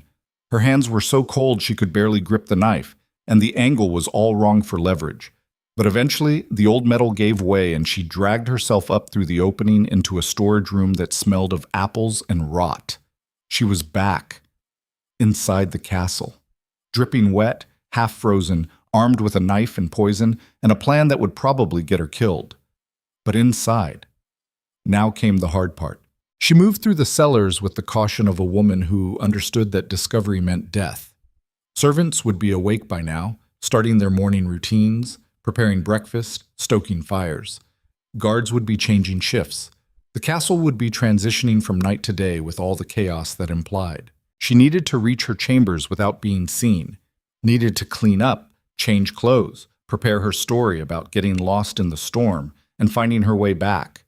Needed to become the frightened, apologetic wife Lucien expected instead of the woman who'd just spent hours planning his destruction.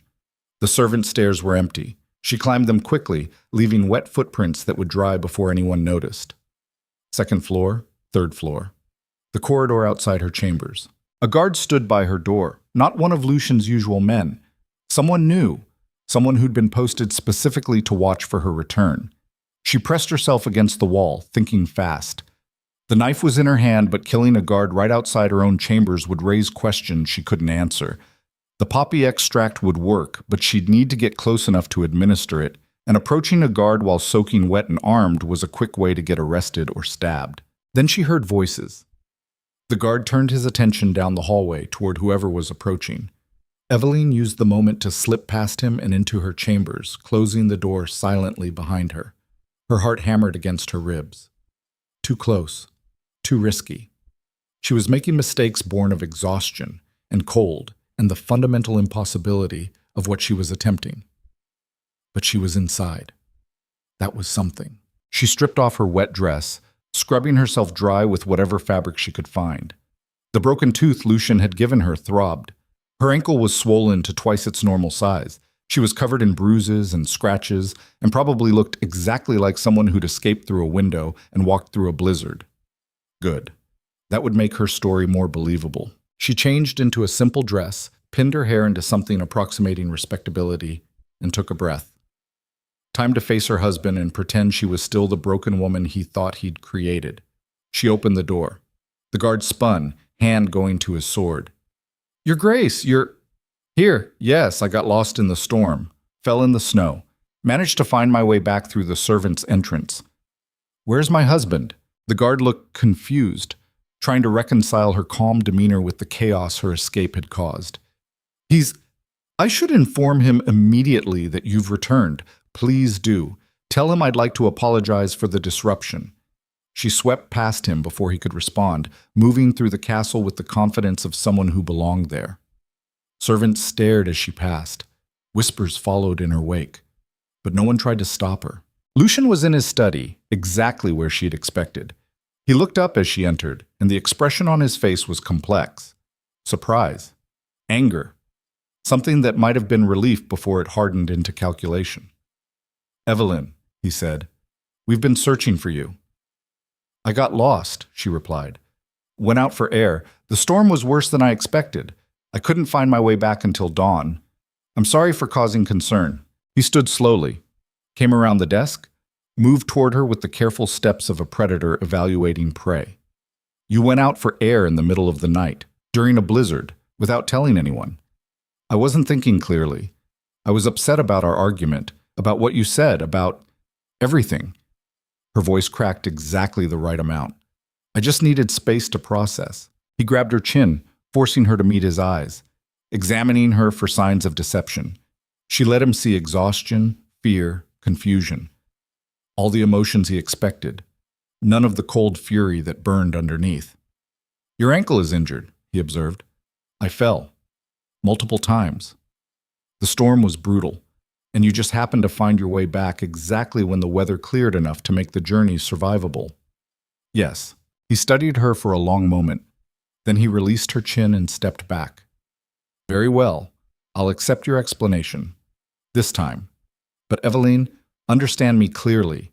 If you ever attempt to leave this castle again without my permission, I will not be so forgiving. Am I understood?" "Yes." "Good.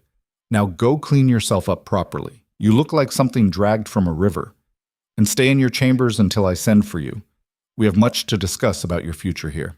She nodded and left. Walked back to her chambers with measured steps. Locked the door behind her. Then she collapsed against it, sliding to the floor, shaking with reaction to what she'd just done. She'd lied directly to Lucian's face, had sold him a story he half believed, had bought herself time to execute Adrien's plan. But she'd also seen something in his eyes that terrified her more than anger or violence. He was suspicious. Not convinced, just suspicious enough to watch her more carefully now, which meant every move she made would be scrutinized, every conversation monitored, every moment a potential trap. She pulled the knife and the poison from where she'd hidden them in her dress and stared at them in her hands. Physical proof that she'd crossed lines she couldn't uncross, that she was willing to kill to survive, that the Duchess who'd arrived at this castle 10 years ago had been completely, irreversibly destroyed. A knock at her door made her jump. She quickly hid the weapons under her mattress and called out permission to enter. It was Margaret carrying a breakfast tray. Her eyes were red like she'd been crying. "Your Grace," she breathed, Thank God you're alive. We thought—" "I'm fine," Evelyn said quickly. "Just cold and stupid." "Is Sarah all right?" Margaret glanced at the door, lowering her voice. "Thomas has her hidden. She's recovering." "But, Your Grace, things have gotten worse. His Grace has brought in more outside guards. Men from the capital. Rough men. He's preparing for something. The winter masquerade." "Yes. In 3 days. Every noble family in the region has been invited, including ones that have never been friendly with the Ashcombs. It's strange, like he's gathering everyone together for some purpose." "He is," Evelyn said, "and we're going to make sure that purpose backfires spectacularly." She looked at Margaret directly. "I need your help, real help, not just information. I need access to the northern wing, to the documents Lucian keeps there. Can you get me inside?" Margaret's face went pale. "Your Grace, if he catches us—" "I know, but it's the only way. We either stop him before the masquerade, or we all die anyway. He's not going to leave witnesses to his conspiracy. You, me, Thomas, Sarah, anyone who knows too much. We're already dead unless we act." The housekeeper stared at her for a long moment. Then something shifted in her expression. Resolution replacing fear. Commitment replacing doubt. "When Your Grace, tonight, when he's meeting with his conspirators in the Western Tower, that's when we move." Margaret nodded slowly. "I'll be ready." After she left, Evelyn moved to the window, looked out at the storm-battered landscape, at Blackthorn Castle spread below her like a map of all her mistakes, at the northern wing where Celeste was probably preparing for the masquerade, selecting the perfect dress to celebrate her impending triumph. Adrien had warned her not to trust Celeste, had said she was the real threat, but Evelyn was beginning to understand something Adrien didn't know, something she'd figured out during the long, cold walk back from Greystone Keep. This wasn't just about Lucian's conspiracy anymore, wasn't just about exposing treason and stopping a coup. This was about understanding that the world she'd believed in, the one where honor mattered and trust was valuable and good eventually triumphed, had never existed. She'd been playing by rules no one else followed, had been handicapping herself with morality while everyone around her operated on pure self-interest. That ended now. 3 days until the masquerade. 3 days to gather evidence, to prepare, to transform herself into something capable of surviving in a world without mercy. 3 days to become the kind of person who could stand in a ballroom full of traitors and smile while she burned their world to ash. She touched her broken tooth with her tongue, feeling the sharp edge. Physical reminder of what Lucian had done, of what she'd become because of him. Some people learn from their mistakes, others learn from their scars. Evelyn was about to teach everyone in this castle which category she fell into. Starting tonight, when she walked into the northern wing and took back every secret her husband thought he'd hidden safely behind locked doors, night fell over Blackthorn Castle like an executioner's hood, suffocating and absolute.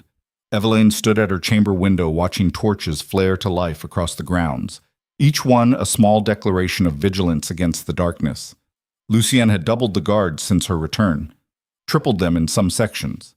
The castle had transformed into a military installation preparing for siege, except the enemy he was defending against was already inside the walls. Was him. Was her. She checked the knife strapped to her thigh one more time, the blade cold even through the fabric of her dress. The poppy extract was secured in a vial tucked into her bodice, close enough to her heart that she could feel its weight with every breath. These were her weapons now. Not charm or diplomacy or the naive belief that honor meant something. Just steel and poison and the growing certainty that survival required becoming the kind of person who used both without hesitation. Margaret appeared at her door exactly when planned, her face pale but determined.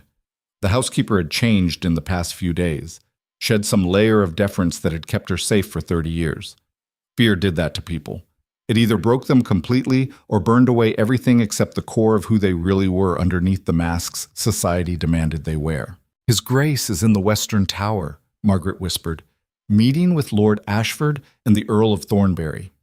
Thomas saw them arrive an hour ago. He'll keep watch, signal if they finish early. And the northern wing? 2 guards at the main entrance. But there's a servant's passage through the old solar that connects to the hallway. If we move quickly, we can get past them without being seen." They moved through the castle like ghosts, avoiding the main corridors, where Lucien's hired mercenaries patrolled with the casual brutality of men paid to ask no questions and follow orders that would make decent people refuse. These weren't guards who'd sworn oaths to protect the Ashcombe family. These were killers dressed in livery, and Evelyn had no illusions about what would happen if they caught her breaking into the northern wing. The servants' passage was narrow and dark, designed for people who weren't supposed to be noticed moving through the castle. Evelyn had walked these corridors 1,000 times over 10 years, carrying the fiction that this was her home, that she belonged here, that Lucien valued her presence. Now she understood what she really was, just another piece of furniture, decorative, functional when necessary, easily replaced. The passage opened into the old solar, a room that hadn't been used since Lucien's grandmother died. Dust covered everything, thick enough that their footsteps left clear prints. The door to the northern wing hallway was locked, but Margaret produced a key with hands that trembled only slightly. "Thomas gave it to me years ago," she said, "for emergencies. I never thought I'd actually use it." The hallway beyond was warm and well lit, completely different from the rest of the northern wing's supposed abandonment. Fresh flowers stood in vases. Paintings hung straight on walls that had been recently cleaned. This wasn't storage or renovation.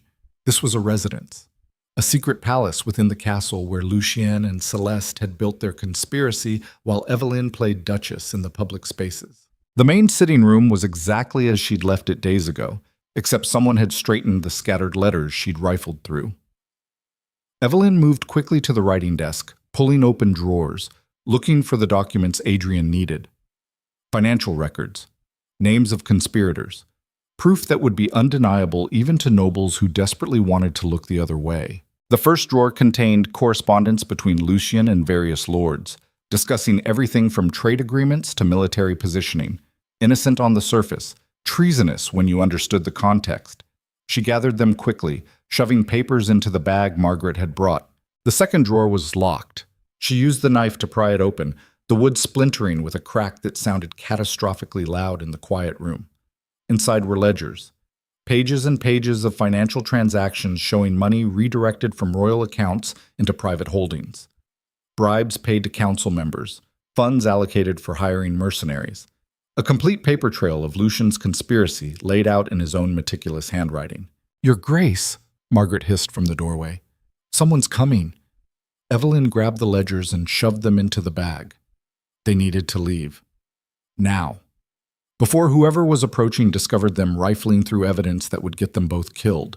But it was already too late. The door opened and Celeste walked in, elegant even in a simple evening dress, her hand resting on the slight swell of her stomach that announced her pregnancy to anyone who looked closely. She stopped when she saw Evelyn, surprise flashing across her perfect features before settling into something harder. "Well," she said, "this is unexpected. Breaking and entering, Evelyn? How very unladylike." Evelyn straightened, the bag of stolen documents clutched in one hand, the knife suddenly in the other. She didn't remember drawing it. Her body had made that decision before her mind caught up, years of learned civility finally breaking under the weight of everything Celeste had done. "Says the woman conspiring to commit treason," Evelyn replied. "We all have our hobbies." Celeste laughed, a sound like breaking crystal. "Oh, darling, you still don't understand what's happening here, do you? You think this is about politics, about power, about Lucien's ambition, isn't it?" Celeste moved further into the room, graceful and unhurried despite the knife in Evelyn's hand. Behind her, Margaret stood frozen in the doorway, clearly trying to decide whether to run or stay. The housekeeper's loyalty was admirable, but right now it was also dangerous. If this went badly, Margaret would die along with Evelyn. "Politics and power are just tools," Celeste said, "means to an end. The real question is what end we're serving." She smiled, and there was something in that smile that made Evelyn's blood run cold. "Tell me, have you ever wondered why Lucien married you specifically? Out of all the eligible noblewomen with shipping connections, why a Ravenscroft? Because my family controlled the southern trade routes. Partially, but mostly because your father once destroyed mine, took our lands, our title, our fortune over a contract dispute that he won through bribery and political manipulation. The Vane family used to be powerful. Now we're nothing but a name people half remember, and I've spent my entire life planning how to take back what was stolen from us." Evelyn felt something shift in her understanding of the situation. This wasn't just about Lucien's ambition. This was about revenge that predated their marriage. About a game that had been in motion since before she was old enough to understand what games nobles played. "So you seduced my husband to get to my family." "I seduced your husband because he was useful, because he had ambition I could twist toward my purposes, because destroying you through him was infinitely more satisfying than anything I could accomplish alone." She placed a hand on her stomach. "And this child? It's not Lucien's. It's Lord Ashford's. But Lucien doesn't know that. Just like he doesn't know that half his conspirators are actually working for me. That the coup he thinks he's orchestrating is really mine." The revelation hit like a physical blow. All this time, Eveline had thought Lucien was the mastermind, the threat, the monster who needed to be stopped. But he was just another tool, another piece Celeste had moved around the board while everyone looked the wrong direction. "You're insane," Eveline breathed. "I'm practical. There's a difference." Celeste's smile widened. "Now you're going to give me those documents. You're going to walk out of this room and forget what you heard. And in 3 days, at the Winter Masquerade, you're going to play your part as the grieving widow when Lucien is arrested for treason and executed." "Widow? He's going to die?" "Of course. Did you think I'd keep him alive after he's outlived his usefulness? Men like Lucien are dangerous precisely because they're ambitious enough to be unpredictable. Better to eliminate him and take control myself. I'll be the widow of Lord Ashford by then, tragic and pregnant, and perfectly positioned to influence the Regency Council. Your family will be destroyed by association with Lucien's conspiracy, and I'll finally have what was taken from mine. And if I refuse to cooperate?" Celeste's expression hardened. "Then you die tonight instead of living long enough to see your family ruined. Your choice." Eveline looked at the woman who'd been her closest friend since childhood, who'd shared secrets and dreams and 1,000 small intimacies that made betrayal cut so much deeper than simple enmity. She thought about all the years they'd spent together, all the moments she'd trusted Celeste with her hopes and fears, and the vulnerable parts of herself she showed no one else. All of it had been a lie. Every moment, every confidence shared, every gesture of friendship, nothing more than Celeste, gathering ammunition for a war Eveline hadn't known was being waged. The knife in her hand felt suddenly inadequate. She wanted something bigger, something that could carve away the years of deception and leave only truth bleeding in the ruins. But she wasn't going to get that satisfaction. Wasn't going to get closure or justice or any of the things people told themselves made suffering meaningful. All she was going to get was the choice between compliance and resistance, between dying on her knees or dying on her feet. She chose feet. The knife flew from her hand with all the strength she possessed, a decade of dance lessons translating into balance and aim that sent the blade spinning across the room towards Celeste's throat. It missed, not by much. The blade buried itself in the doorframe inches from Celeste's face, close enough that a single strand of dark hair drifted down where it had been cut. For a moment, both women stared at each other in absolute shock. Then Celeste smiled, and it was the smile of someone who'd just had their worst suspicions about human nature confirmed. "Well," she said, "I suppose that answers my question about whether you've grown a spine." She pulled the knife from the doorframe and examined it with casual interest. Then she called out, loud enough to carry through the hallway. "Guards! Intruders in the northern wing!" Eveline grabbed the bag of documents and ran. Margaret was already moving, pulling her through the doorway into the old solar, slamming the door behind them. They could hear boots pounding on marble floors, multiple men converging on their location. "The servants' passage!" Margaret gasped. "It's our only chance." They fled through darkness, Eveline clutching the bag to her chest, her injured ankle screaming with every step. Behind them, the sound of pursuit grew louder, doors being kicked in, rooms being searched, orders shouted in voices that promised violence. They burst out of the passage into a main corridor and nearly collided with Thomas.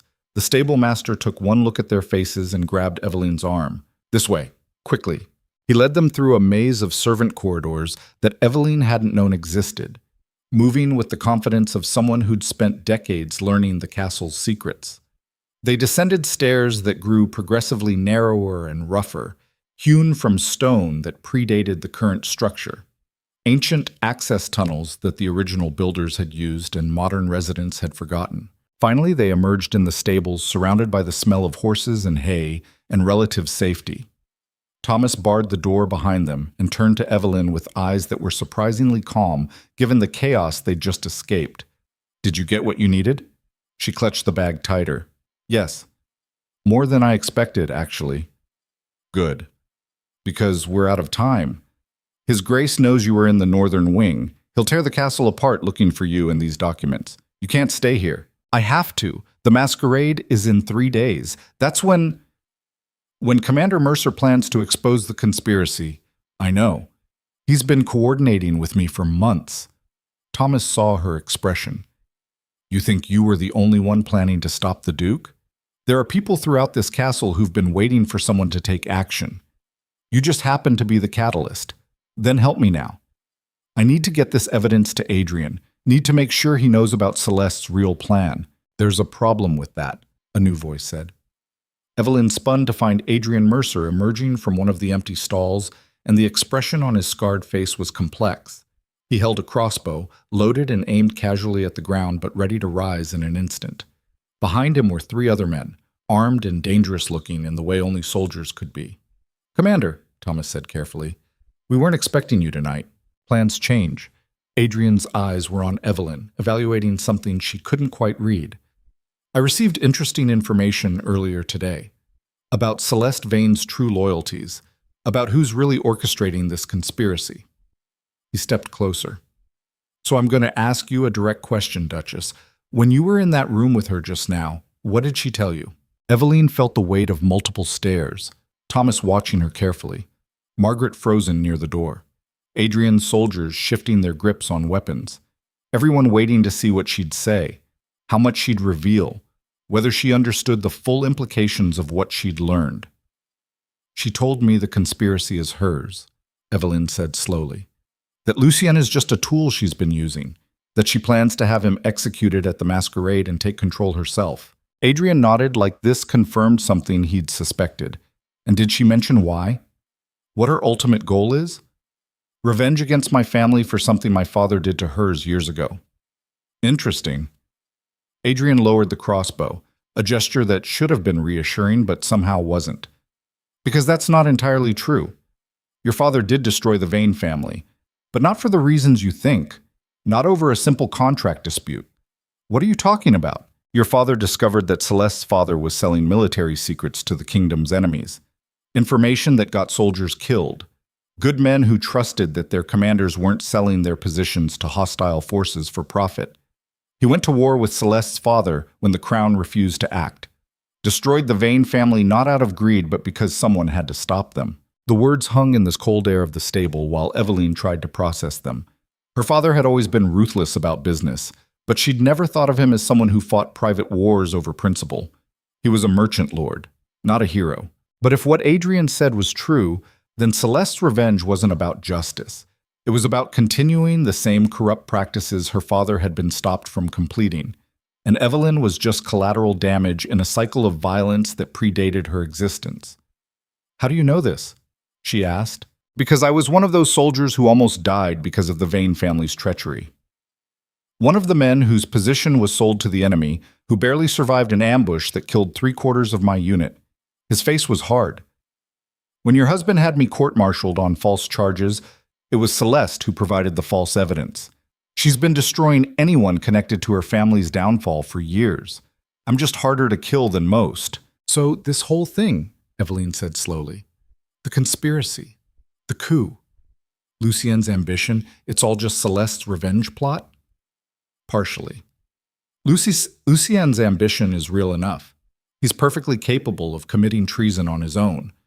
But Celeste has been manipulating him toward her purposes, ensuring that when everything collapses, it destroys everyone she wants destroyed. Your family, the nobles who supported your father, anyone who benefited from the Vane family's fall. And you knew this. Evelyn felt something cold settle in her chest. You knew this whole time, and you didn't tell me.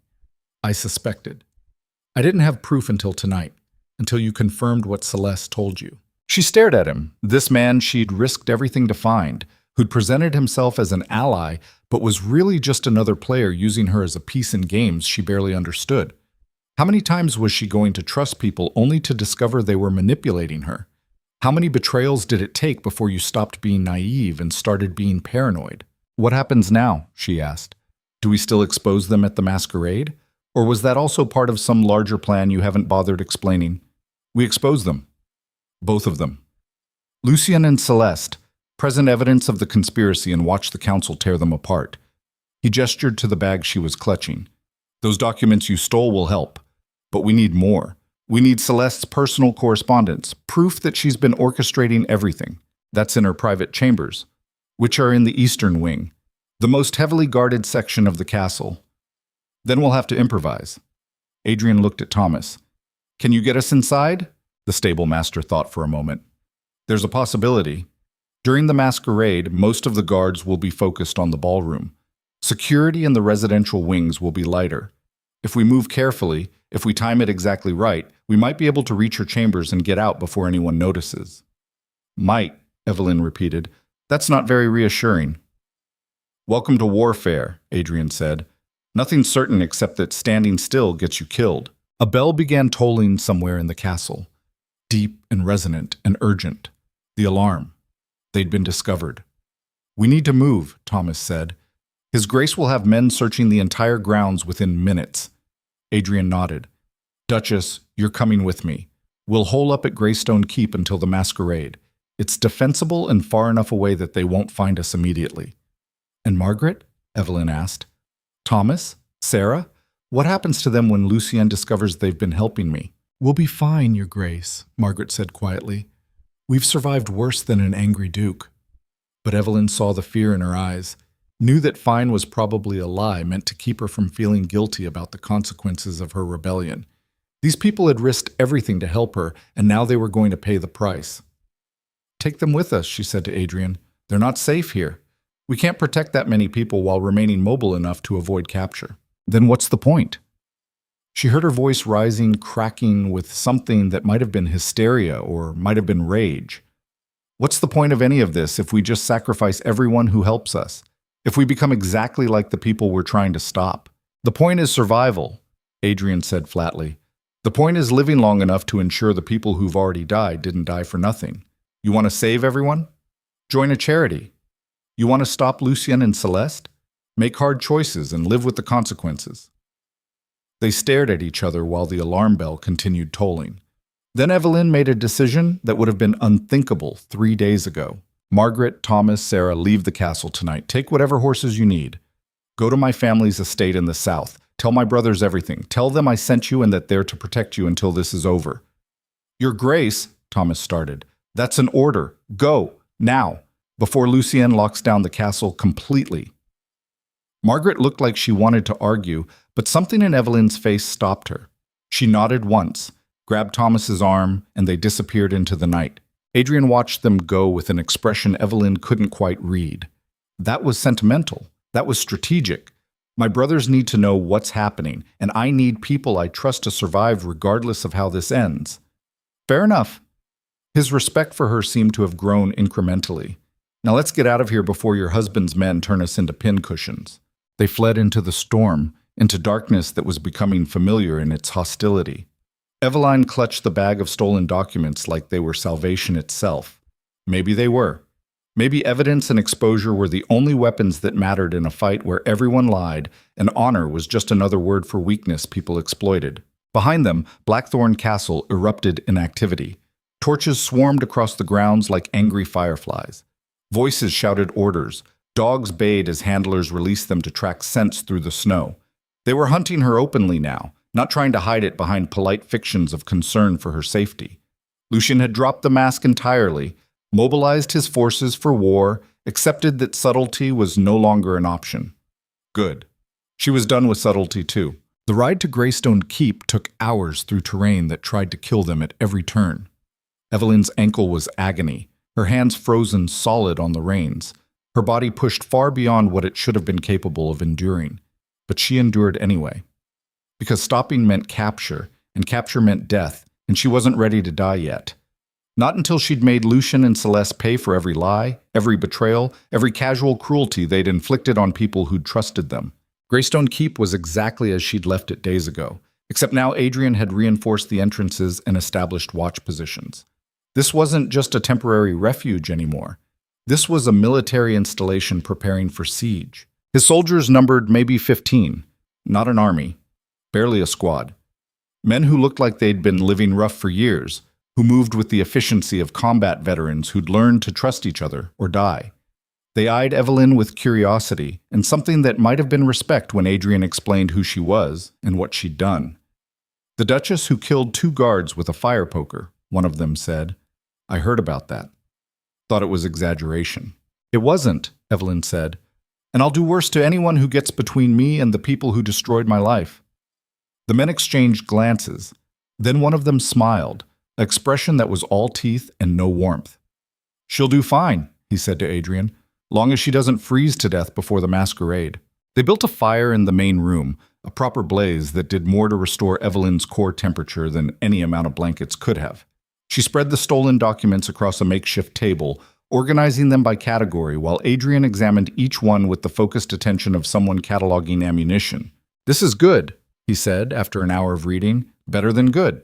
This is enough to hang half the noble families in the kingdom. If we present this correctly, if we time it right, we can turn the entire council against Lucien and Celeste before they realize what's happening." "And then what?" Evelyn asked. "They're arrested, tried, executed? Ideally." Adrien looked up from the documents. "But realistically, it's going to be messy. Some of these families will fight rather than accept justice. There will be blood." "There's already been blood." The image of the men she'd killed in the servants' quarters flashed through her mind. The guard whose skull she'd cracked with a fire poker. The other one she'd stabbed under the ribs. Their faces had become permanent residents in her memory, ghosts that whispered accusations every time she closed her eyes. "I'm not afraid of messy."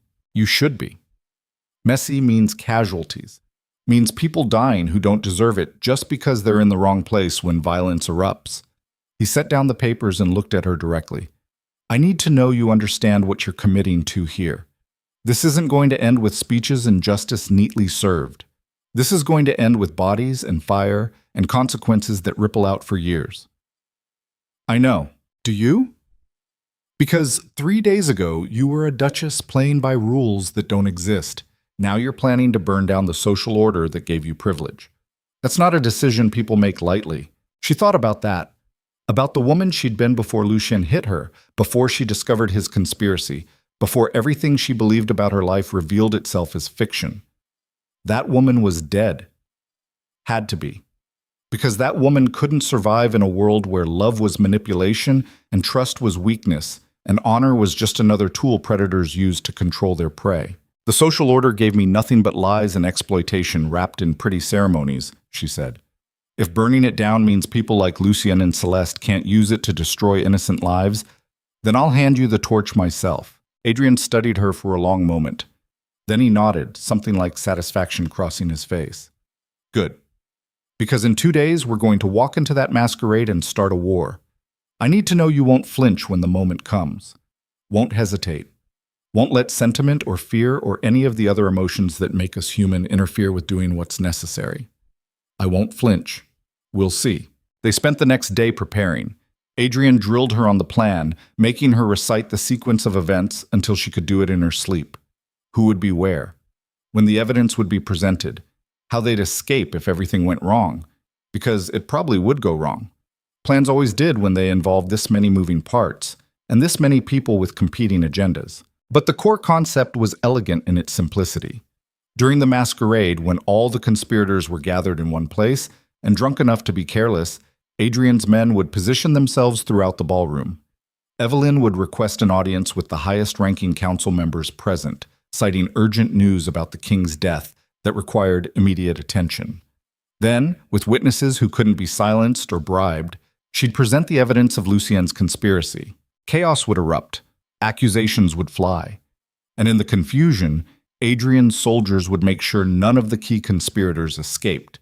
Lucien, Celeste, Lord Ashford, the Earl of Thornbury, all the nobles who'd sold their honor for power would be detained until proper authorities could arrive from the capital.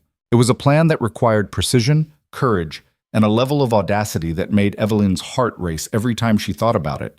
A plan that would either work spectacularly or fail catastrophically with no middle ground. She preferred it that way. At least there was clarity in extremes. The night before the masquerade, she couldn't sleep. Kept seeing tomorrow play out in her mind, all the ways it could go wrong. Lucien discovering the plan early. Celeste having her own counter-strategy prepared. The council members being too corrupt or too scared to act on the evidence. Adrien's men being overwhelmed by superior numbers. 1,000 possibilities, most of them ending with her dead or captured or worse. She found Adrien on watch, standing at the tower window looking out at Blackthorn Castle in the distance. Lights blazed from every window as Lucien prepared for the masquerade, transforming the fortress into something that almost looked festive if you didn't know the truth of what was being celebrated. "Can't sleep?" Adrien asked without turning. "Too much to think about. That's the problem with plans like this. The waiting is worse than the execution." She moved to stand beside him. "Have you ever been scared? Before battle? Before doing something that could get you killed?" "Every time. Fear's not the problem. It's what you do with the fear that matters." He glanced at her. "You let it paralyze you, you die. You channel it into focus. It becomes fuel. And which one will I do tomorrow?" "That's up to you." They stood in silence for a while, watching the castle lights flicker in the distance. Then Eveline asked the question that had been haunting her since the stable. "What happens after?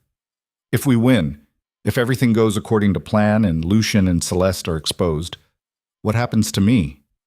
You'll probably be celebrated, the brave Duchess who uncovered treason, the hero who saved the kingdom from conspiracy. I don't want to be celebrated. I want to be free." "Free from what?" "From all of it.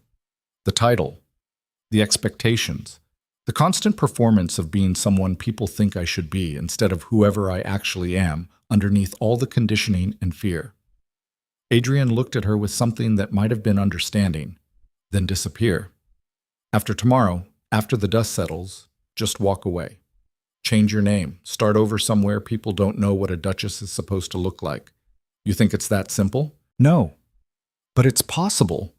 And possible is better than most people get." Dawn came too quickly. They rode back toward Blackthorn Castle through morning light that made the snow-covered landscape look almost beautiful. Adrien's men spread out, approaching from different directions, infiltrating the masquerade as guests or servants or musicians, depending on what role made them least noticeable. Eveline wore a dress that had been hidden at Greystone Keep, rich enough to be appropriate for a duchess, but simple enough that she could move in it. The mask was silver and black, covering enough of her face to provide some anonymity while leaving her recognizable to anyone who looked closely. She looked like someone playing dress-up as herself, which was appropriate given that she barely recognized the woman staring back from the polished steel they'd used as a mirror. The masquerade was already in full swing when they arrived. Music spilled from the ballroom, bright and celebratory and completely at odds with the tension vibrating through Eveline's spine. Nobles in elaborate costumes crowded the entrance hall, their masks transforming them into creatures from nightmares or fantasies depending on how you looked at them. Eveline moved through the crowd with Adrien close behind, his hand resting casually on the sword hidden beneath his formal coat.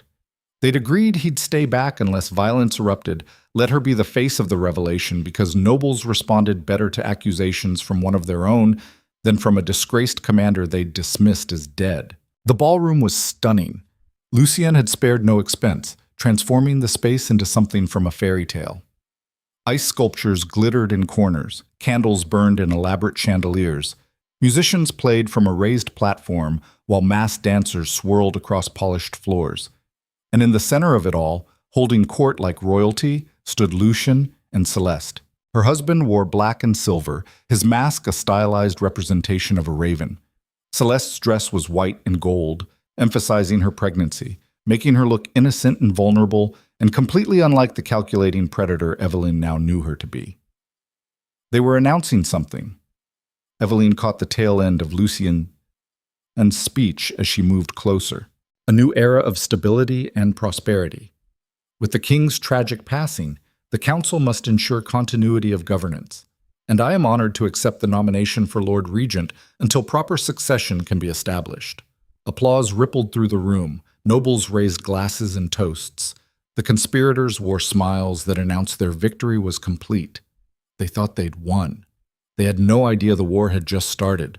Eveline pushed through the crowd until she stood directly in front of the raised dais where Lucien held court. She pulled off her mask slowly, deliberately, letting everyone see exactly who was interrupting his moment of triumph. The room went silent. Lucien's face drained of color. Then fury replaced shock, hot and barely controlled. His hand moved toward his sword before he remembered where he was. What witnesses surrounded them? How many eyes were watching his reaction? "Eveline," he said, his voice carrying across the sudden quiet. "What a pleasant surprise. We thought you'd been lost in the storm." "No," she said clearly, "just delayed. But I'm here now, and I have something the council needs to see before they confirm your nomination." She pulled the documents from inside her dress where she'd hidden them, held them up so everyone could see. Physical proof of conspiracy written in her husband's own handwriting. "Evidence," she announced, her voice ringing through the ballroom. "Evidence of treason, of conspiracy to commit coup, of murder and bribery and every crime a nobleman can commit while pretending to serve the crown." The room erupted in chaos. Nobles surged forward, some trying to see the documents, others trying to stop her from revealing whatever secrets they contained. Lucien vaulted off the dais, his earlier restraint completely abandoned, murder written clearly across his face. And Celeste just smiled, cold and calculating, like this was exactly what she'd been waiting for. The ballroom exploded into violence so fast that later, Eveline would struggle to remember the exact sequence of events. One moment she was standing there holding documents that condemned half the nobles in the room. The next moment, Lucien was lunging toward her with a sword that had appeared from beneath his formal coat, his mask discarded, his face twisted into something beyond rage. Adrien intercepted him 3 feet from where Eveline stood frozen. Steel rang against steel, with a sound like church bells announcing the end of the world. The two men crashed together in a collision of muscle and momentum and years of accumulated hatred, separating and striking again with the brutal efficiency of fighters who knew this was to the death. Around them, chaos metastasized. Lucien's hired mercenaries surged forward from their positions around the ballroom, drawing weapons with the casual readiness of men who'd been waiting for an excuse for violence. Adrien's soldiers met them with equal brutality, transforming the masquerade into a battlefield where silk and blood mixed on polished floors. Nobles screamed and fled, or drew their own weapons depending on which side of the conspiracy they'd chosen. Lord Ashford was shouting orders, trying to coordinate a defense that was already falling apart. The Earl of Thornbury had drawn a sword and was advancing on Eveline with murder in his eyes until one of Adrien's men put a crossbow bolt through his shoulder. And Celeste stood perfectly still in the center of the carnage, watching everything with the detached curiosity of someone who'd orchestrated this exact scenario and was now evaluating how well reality matched her vision. Eveline clutched the documents and tried to process the hurricane of violence surrounding her. People were dying. Guards and soldiers and nobles who'd made the mistake of being in the wrong place when the facade of civilization finally cracked apart. Blood pooled on floors that had been polished for celebration. Bodies fell across ice sculptures that shattered into fragments indistinguishable from broken bones. This was what justice looked like when you stripped away the courtroom theater and the pretense of due process. Raw, brutal, unforgiving. The kind of reckoning that left scars on everyone who survived it. Lucien and Adrien fought with a ferocity that suggested this was about more than strategy or revenge. This was personal in ways that went beyond simple hatred. Every strike carried years of accumulated grievances. Every parry was a refusal to accept defeat. They moved through the ballroom like dancers performing some ancient ritual where the final step was always death. "Your Grace!" One of Adrien's soldiers appeared at Eveline's side, his face streaked with someone else's blood. "We need to get you out of here. The situation is deteriorating rapidly, not without the evidence being seen." She raised the documents above her head, shouting to be heard over the clash of steel and screaming. "Council members, these papers prove systematic treason, conspiracy to overthrow the crown, murder of servants and guards who discovered the truth." Some nobles actually stopped fighting to look at what she was holding. The promise of scandal was apparently more compelling than self-preservation. Others just kept trying to kill each other, too committed to their chosen sides to care about evidence anymore. Lord Ashford pushed through the crowd toward her, his sword drawn, but his expression more calculation than rage. "Give me those documents, Duchess. This doesn't have to end in more bloodshed, doesn't it?" She backed away from him, the soldier staying close as a human shield. Because I count at least 15 bodies already, and we're just getting started. How many more people are you willing to sacrifice to protect your conspiracy? It's not a conspiracy, it's realpolitik. The king was dying. Someone had to ensure continuity of governance. Your husband simply had the foresight to prepare while others dithered. My husband is a traitor, and so are you. Treason is such an ugly word for what amounts to necessary succession planning. Then you won't mind explaining that philosophy to the crown's inquisitors when they arrive. Ashford's expression hardened. He raised his sword and advanced. The soldier beside Evelyn moved to intercept, but another of Lucien's mercenaries came out of nowhere and drove a knife into the soldier's back. He fell without a sound, dead before he hit the ground. Evelyn stumbled backward, still clutching the documents, watching Ashford close the distance between them. She fumbled for the knife strapped to her thigh, but her hands were shaking too badly to draw it. 10 years of ballroom dancing hadn't prepared her for this, for the visceral terror of watching a man approach with the explicit intention of ending her life.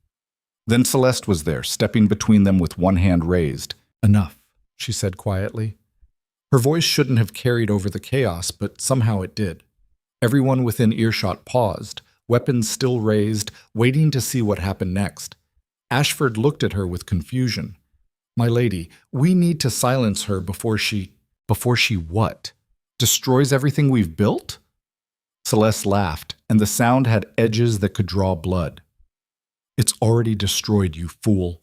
The moment she walked in here with those documents, the moment Adrien Mercer revealed he was still alive, the conspiracy was finished. We lost. Accept it. We can still salvage this. If we eliminate her and Mercer, if we control the narrative, there is no narrative that saves us now." Celeste moved closer to Evelyn, ignoring the weapons pointed at her from multiple directions. She looked at the documents in Evelyn's hands with something that might have been admiration. "You did well, better than I expected when we started this game." "This isn't a game," Evelyn said. "People died. People I cared about. People who trusted you. Everyone who plays eventually dies, darling. That's what makes it interesting." Celeste smiled, and there was something genuinely warm in it that made Evelyn's skin crawl. "I underestimated you. Thought you'd break when you discovered the truth about your marriage. Thought you'd run or hide or do any of the predictable things women in your position usually do. But you became something else entirely. Something dangerous. Was that the plan all along? To push me until I transformed into a threat? Part of it. The Vane family doesn't just want revenge, we want evolution. Want to see who survives when comfortable delusions get stripped away. You survived. Congratulations." She glanced toward where Lucien and Adrien were still fighting, their movements slowing as exhaustion began to overcome adrenaline. "Your husband won't. He was always too rigid to adapt." Across the ballroom, Lucien heard her words. His head turned just slightly, attention diverted for a fraction of a second. It was all Adrien needed. His blade found the gap in Lucien's defense and drove home with brutal precision, sliding between ribs to puncture something vital. Lucien made a sound like air escaping from a punctured wineskin. He stumbled backward, hand pressed to his side where blood was already soaking through his expensive clothes. His sword clattered to the floor. He looked at Evelyn across the carnage-strewn ballroom with an expression that cycled through disbelief, rage, and something that might have been regret before settling on resignation. "You," he gasped. "You did this." "No," she said quietly. "You did this. I just refused to die for your ambition." He took one step toward her, then another, leaving bloody footprints on marble. Adrien moved to intercept, but Evelyn raised a hand, stopping him. Some confrontations needed to happen without interference. Some conversations required being face-to-face with the person who'd destroyed your world. Lucien reached her and nearly collapsed, catching himself on her shoulder. His weight was substantial, the full gravity of a man whose body was failing him. Up close she could see the gray in his skin, the way pain had carved new lines around his eyes. 10 years, he said. 10 years of marriage, and it comes to this. You made it come to this. Every choice, every lie, every time you hit me or threatened me or treated me like property instead of a person. This is what you built, Lucien. This is the legacy you earned. I gave you everything. Title, fortune, position at court. You gave me a cage and called it a castle. You gave me chains and called them jewelry. You gave me a performance to maintain and called it a life. She felt something crack inside her chest, not breaking, but shifting, releasing pressure that had been building for a decade. And I was so desperate to make it mean something that I convinced myself it was real. That you were who you pretended to be. That the lies were love. He laughed, a wet sound that ended in coughing. Blood flecked his lips. Love. You actually believed in love, even after everything, even knowing what I am, you still think that fairy tale exists. Maybe it doesn't, but decency does. Honor does. The basic respect of treating the person you married like they matter, and you couldn't even manage that.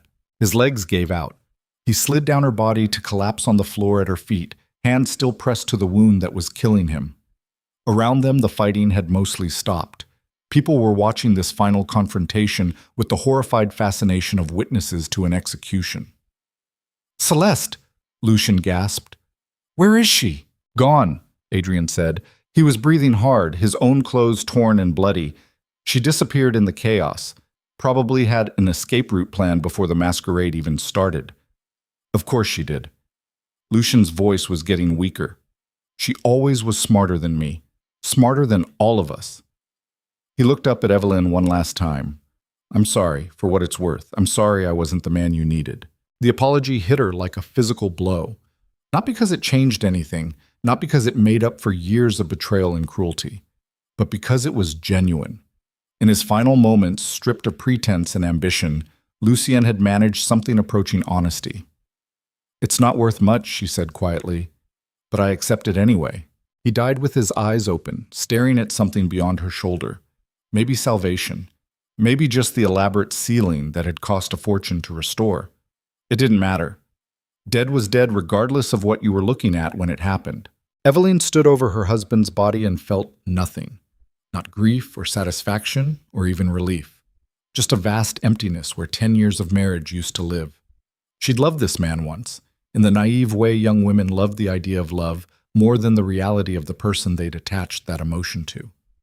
Now he was just meat cooling on marble, and she was a widow at 32 with blood on her hands, and a conspiracy to explain to authorities who would absolutely want someone to blame for the massacre that had transformed a masquerade into a morgue. The council members who'd survived were huddled in corners, watching her with expressions ranging from fear to calculation. Some had fought on Lucien's side. Others had stayed neutral. A few had actually helped Adrien's men once they understood which way the battle was turning. Now they were all waiting to see what happened next.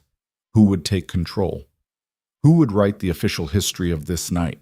Evelyn looked at the document still clutched in her hand, pages crumpled and stained with blood.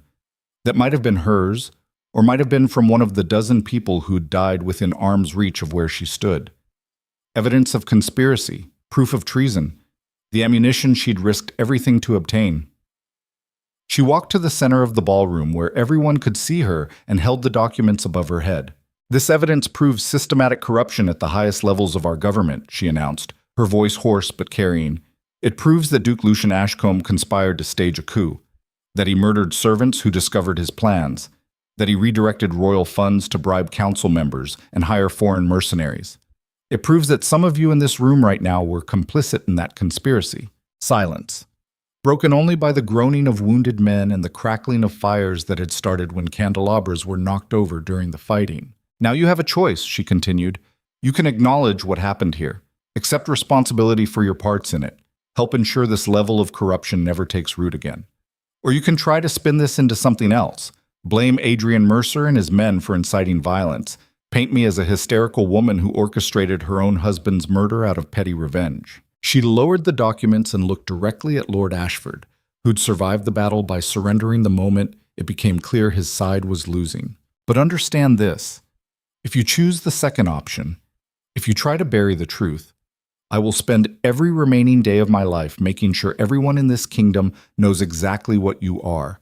I will use my family's resources, my connections, everything I possess to ensure your names become synonyms for treason and corruption. So choose carefully." The silence stretched. Then Lord Ashford stepped forward, his sword sheathed, his hands raised in a gesture of surrender. "The Duchess speaks truth," he said slowly. "Duke Ashcombe did conspire against the crown. Many of us were complicit to varying degrees, and we should face appropriate consequences for our actions. One by one, other nobles nodded agreement, some reluctantly, some with the relief of people who'd been carrying secrets that weighed on them. The conspiracy was over. The coup had failed, and everyone who survived now had to figure out how to live in the world that came after. Adrien moved to Eveline's side, his expression unreadable.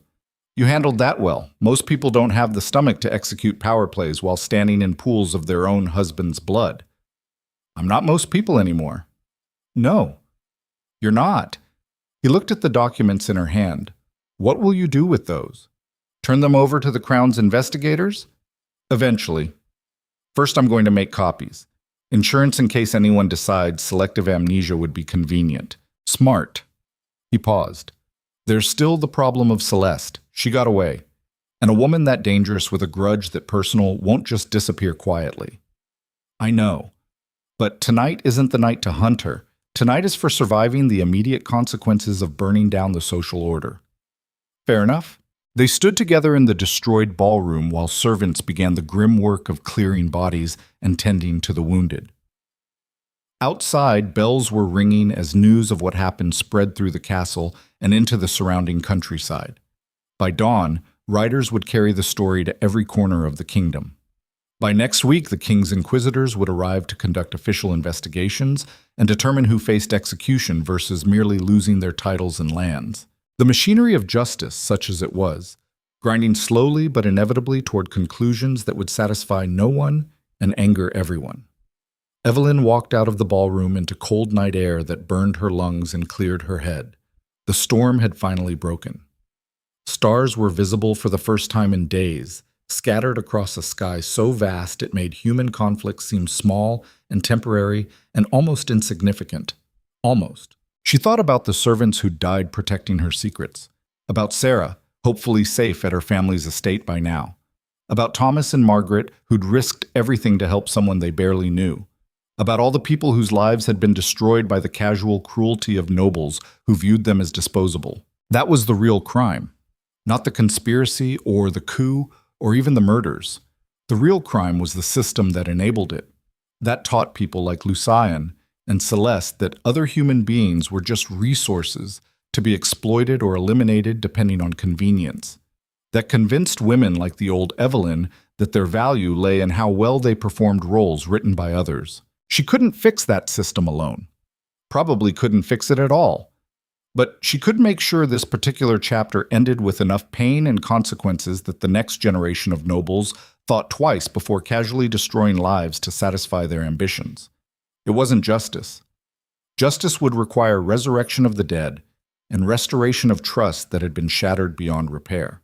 But it was accountability. And sometimes accountability was the best broken people could hope for. Footsteps behind her. She turned to find Adrien approaching with 2 horses, both saddled and ready for travel. "Where are we going?" she asked. "Away," he said. "The Crown's investigators will be here by morning. You should probably be somewhere else when they arrive.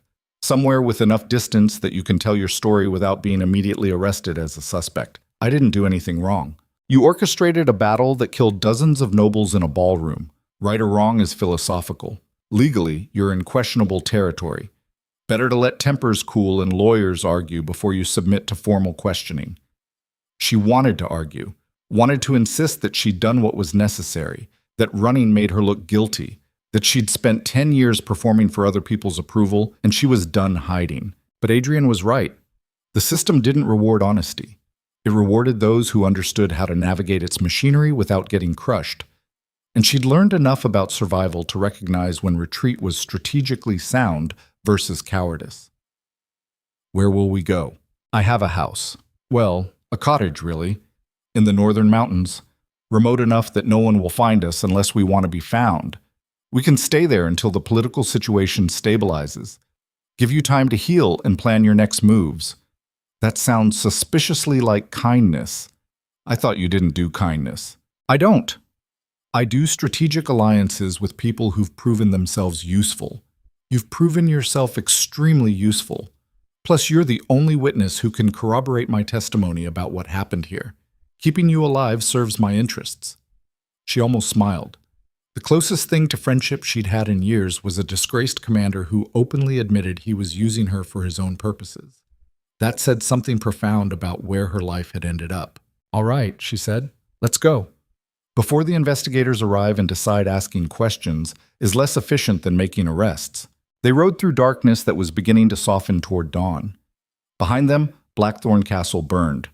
Not literally, though several fires had been started during the battle, but metaphorically. The Ashcombe legacy was ashes now. The conspiracy had consumed everything it touched, leaving only ruins and questions and the kind of scandal that would be discussed in court circles for generations. Evelyn looked back once, watching smoke rise from windows that had witnessed centuries of family history. She'd entered that castle as a bride 10 years ago, optimistic and naive, and convinced love would be enough to build a life on. She was leaving it as something else entirely. Harder, colder, carved by betrayal into a shape that could cut anyone who held her wrong. She didn't know if that was better or worse than who she'd been before. Just different. And maybe difference was all transformation really meant. Not becoming something noble or heroic or any of the other romantic notions people attach to survival. Just becoming different enough to keep breathing when the world tried very hard to make you stop. The cottage Adrien mentioned turned out to be a stone structure built into the side of a mountain, barely visible from the trail, clearly designed for people who valued privacy over comfort.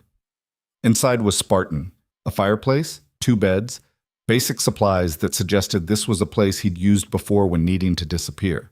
They spent the first 3 days in near silence, both processing what had happened in their own ways. Evelyn cleaned her wounds and discovered she'd been injured more than she realized during the battle. Nothing serious, just the accumulated damage of too many fights and too little rest. Her body was making her pay for pushing it beyond reasonable limits. On the 4th day, a rider arrived with news. The Crown's investigators had completed initial interviews. Warrants had been issued for the arrest of 17 nobles involved in the conspiracy. Lord Ashford had been executed for treason. Others were imprisoned awaiting trial.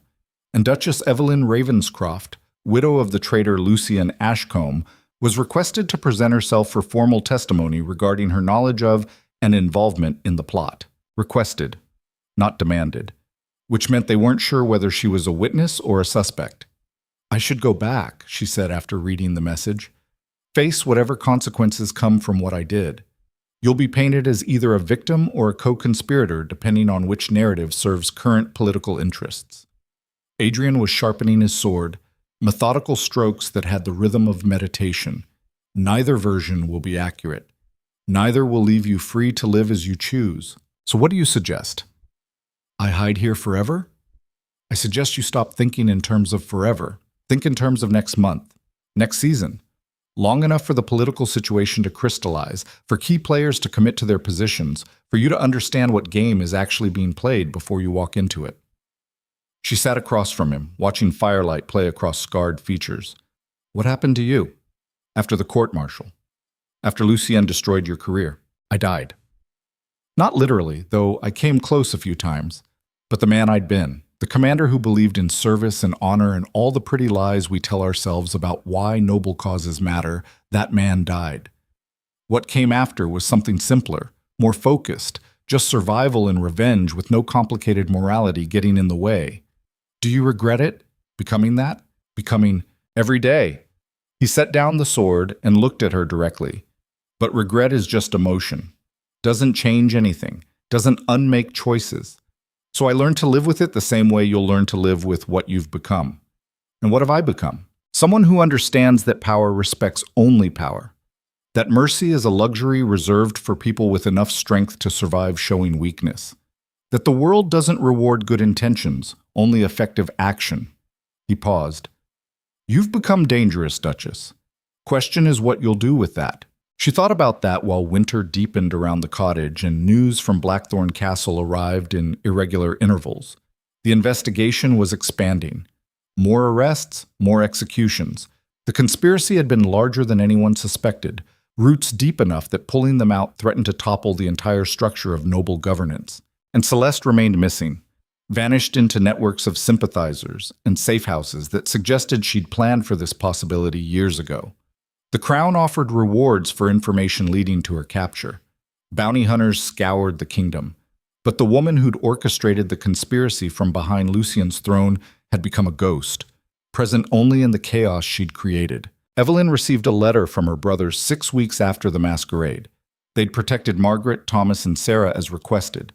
They were horrified by what happened. They wanted her to come home, to let family shield her from the political firestorm consuming noble society. She wrote back declining, explained that returning to her family would just paint a target on them, that she needed distance and time to figure out who she was outside the roles others had written for her, that she appreciated their concern, but surviving required isolation until the dust settled. What she didn't explain was that she wasn't sure she wanted to return to being a Ravenscroft daughter any more than she'd wanted to remain an Ashcombe wife. Both identities were cages, different shapes, different bars, but fundamentally the same limitation on freedom. Spring came slowly to the mountains. Snow melted to reveal landscapes that had been hidden for months. Streams ran high with runoff. Birds returned from wherever they spent winter, filling mornings with songs that seemed absurdly optimistic given everything that had happened.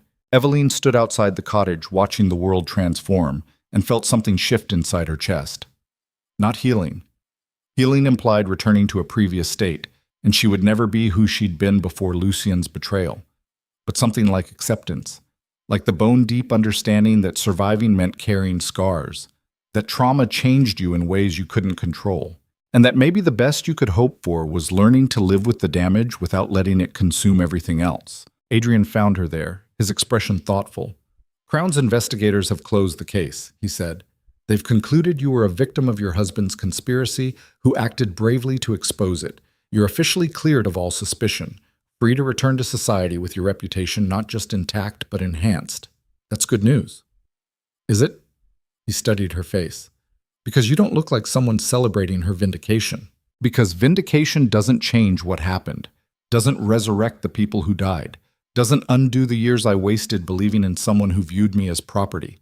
She wrapped her arms around herself against wind that still carried winter's edge. "I'm free, but I don't know what freedom looks like anymore. Don't know who I am when I'm not performing for someone else's approval. Then figure it out. You have time now, resources, the kind of autonomy most people never get. Use it. To do what? Whatever you want. That's what freedom means, Duchess. Making choices without requiring permission from anyone else."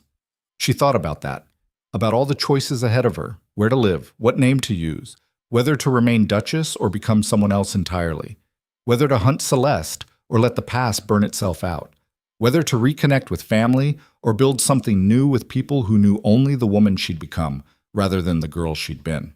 Too many possibilities, overwhelming in their scope. She'd spent 10 years following someone else's script. Now she was supposed to write her own, and she'd forgotten how stories worked when you controlled the ending. But maybe that was the point. Maybe freedom wasn't about having perfect clarity about who you were and what you wanted. Maybe it was about accepting uncertainty, embracing the discomfort of not knowing, learning to make choices even when every option seemed equally terrifying. "I think I'll travel," she said finally. "See parts of the kingdom I've only heard about. Meet people who have no idea who the Duchess of Blackthorn was. Figure out who I might be when I'm not defined by marriage, or title, or family expectations." "That sounds lonely. It sounds necessary." She looked at Adrien. "What about you? What comes next for the disgraced commander who saved the kingdom?" "I don't know." He smiled, and it transformed his scarred face into something almost gentle. "Maybe I'll travel too. See if there's anything left of the man I used to be underneath all the survival instincts and rage. Probably not. But worth checking. We could travel together, if you wanted company." He considered that, then nodded slowly. "I suppose I could tolerate your presence, as long as you understand I'm still not a good person. Still not a hero, despite how this turned out." "I don't need heroes. I need people honest enough to admit we're all just making this up as we go, and hoping we don't destroy too many lives in the process." "Fair enough." They left the cottage on a morning when spring finally seemed to mean something beyond theoretical possibility. The horses were rested, their supplies were adequate, and the path ahead was open in ways that felt both terrifying and exhilarating. Evelyn took one last look at the cottage where she'd spent months becoming whoever she was now. Then she turned her horse north and didn't look back. Behind her, Blackthorn Castle stood against the horizon, occupied by crown administrators now, being inventoried and assessed and prepared for whatever use the kingdom found for properties seized from executed traitors. Eventually, someone else would live there, would walk the same corridors she'd walked, would sleep in chambers that had witnessed her transformation from naive bride to something harder. She hoped they were happy there, hoped the ghosts she'd left behind didn't haunt them the way they'd haunt her. But mostly she hoped they never discovered what she had, that the people you trusted most were often the ones positioned perfectly to destroy you, that love without respect was just pretty chains, that survival sometimes required becoming the kind of person you'd once feared. The road stretched ahead, unmarked and unpredictable. No map, no destination, just forward motion and the uncertain promise that somewhere out there was a version of herself she hadn't met yet, someone who'd learned from betrayal without becoming cruel, who'd survived trauma without letting it poison everything else, who discovered that the opposite of being trapped wasn't chaos, but choice. Maybe she'd find that person. Maybe she'd just find more questions. Either way, she was done performing for audiences who didn't see her, done accepting definitions written by others, done believing that her value lay in how well she served someone else's vision.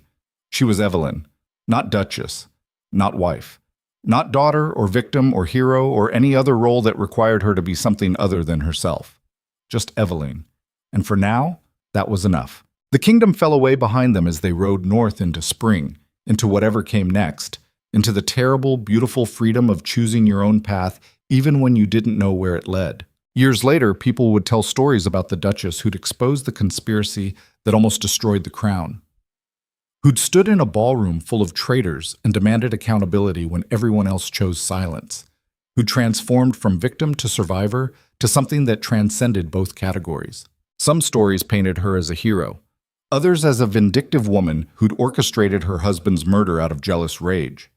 The truth, as always, lay somewhere in the complicated middle where real people lived with the consequences of impossible choices. But Evelyn wasn't there to hear those stories, wasn't available to correct misunderstandings or defend her reputation.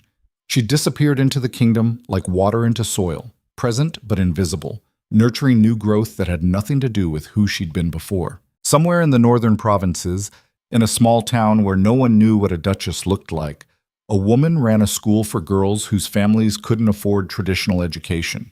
She taught them reading and mathematics and practical skills, but mostly she taught them that their value didn't depend on marriage or beauty or how well they performed roles society demanded. She taught them to survive, to think, to choose themselves when the world insisted they choose everyone else first. The woman's name was Eve. She had scars she never explained and a past she never discussed, and eyes that suggested she'd seen things that would break softer people. The girls loved her fiercely, learned from her constantly, understood without being told that she was showing them how to build lives outside the cages everyone else insisted were shelter. Sometimes a scarred man visited, brought supplies and news from other parts of the kingdom, and stayed just long enough that rumors started before disappearing again. He and Eve would sit by the fire in the evening, talking in low voices about things the girls couldn't quite overhear. Once, one of the braver students asked if the man was Eve's husband. Eve had smiled, that particular smile that suggested entire novels of experience compressed into expression. "No," she'd said. "He's something better. He's my choice." And the girl had thought about that for a long time, trying to understand what it meant that choice could be better than romance, that freedom could matter more than security, that sometimes the most important relationship you built was the one with the person you saw in the mirror. She'd understand eventually. They all did. That was the gift Eve gave them. Not answers, not certainty, just the tools to figure out their own truths in a world that constantly insisted they accept someone else's. And somewhere deep in the kingdom's heart, in a prison cell awaiting execution, Lord Ashford wrote his memoirs, tried to explain how reasonable men could convince themselves that conspiracy was patriotism, that betrayal was strategy, that destroying innocent lives was acceptable as long as it served larger purposes. He failed to explain it even to himself. The words on the page kept revealing what he'd refused to acknowledge during the plotting, that he'd been a coward dressed in noble rhetoric, that he'd followed Lucien and Celeste because it was easier than standing against them, that every person he'd hurt had been a choice he'd made freely and could have made differently. The crown executed him on a gray morning while rain fell hard enough to discourage crowds. No one mourned. No one raised statues to his memory. He became a cautionary tale parents used to warn children about the price of ambition divorced from principle. And in shadows that shifted constantly, never staying in one place long enough to be caught, Celeste Vane watched the kingdom tear itself apart over her carefully planted seeds of chaos.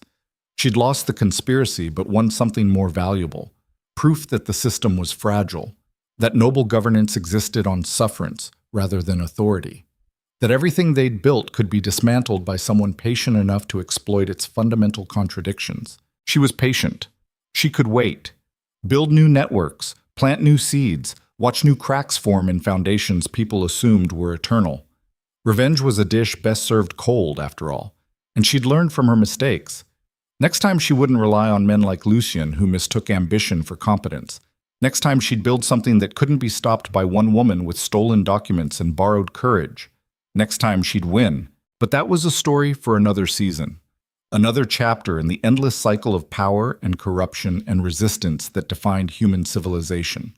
For now, on this bright spring morning, with the road stretching ahead into possibility, Eveline rode north beside a man who'd learned to survive by forgetting how to trust, toward a future neither of them could predict, but both had chosen freely. She'd been a duchess once, had worn silk and jewels and smiled at people who'd viewed her as decoration, had believed in fairy tales about love conquering all and honor mattering and good people receiving just rewards. Those beliefs had died in a castle made of lies. And what emerged from their ashes wasn't softer or kinder or any of the things people claim trauma should make you. It was just real. Brutally, completely, unapologetically real. And real, Eveline had discovered, was enough. It had to be, because pretending had nearly killed her and she was done dying for other people's comfortable fictions. She was alive, scarred and uncertain and carrying damage that would never fully heal. But alive in ways that mattered more than comfort.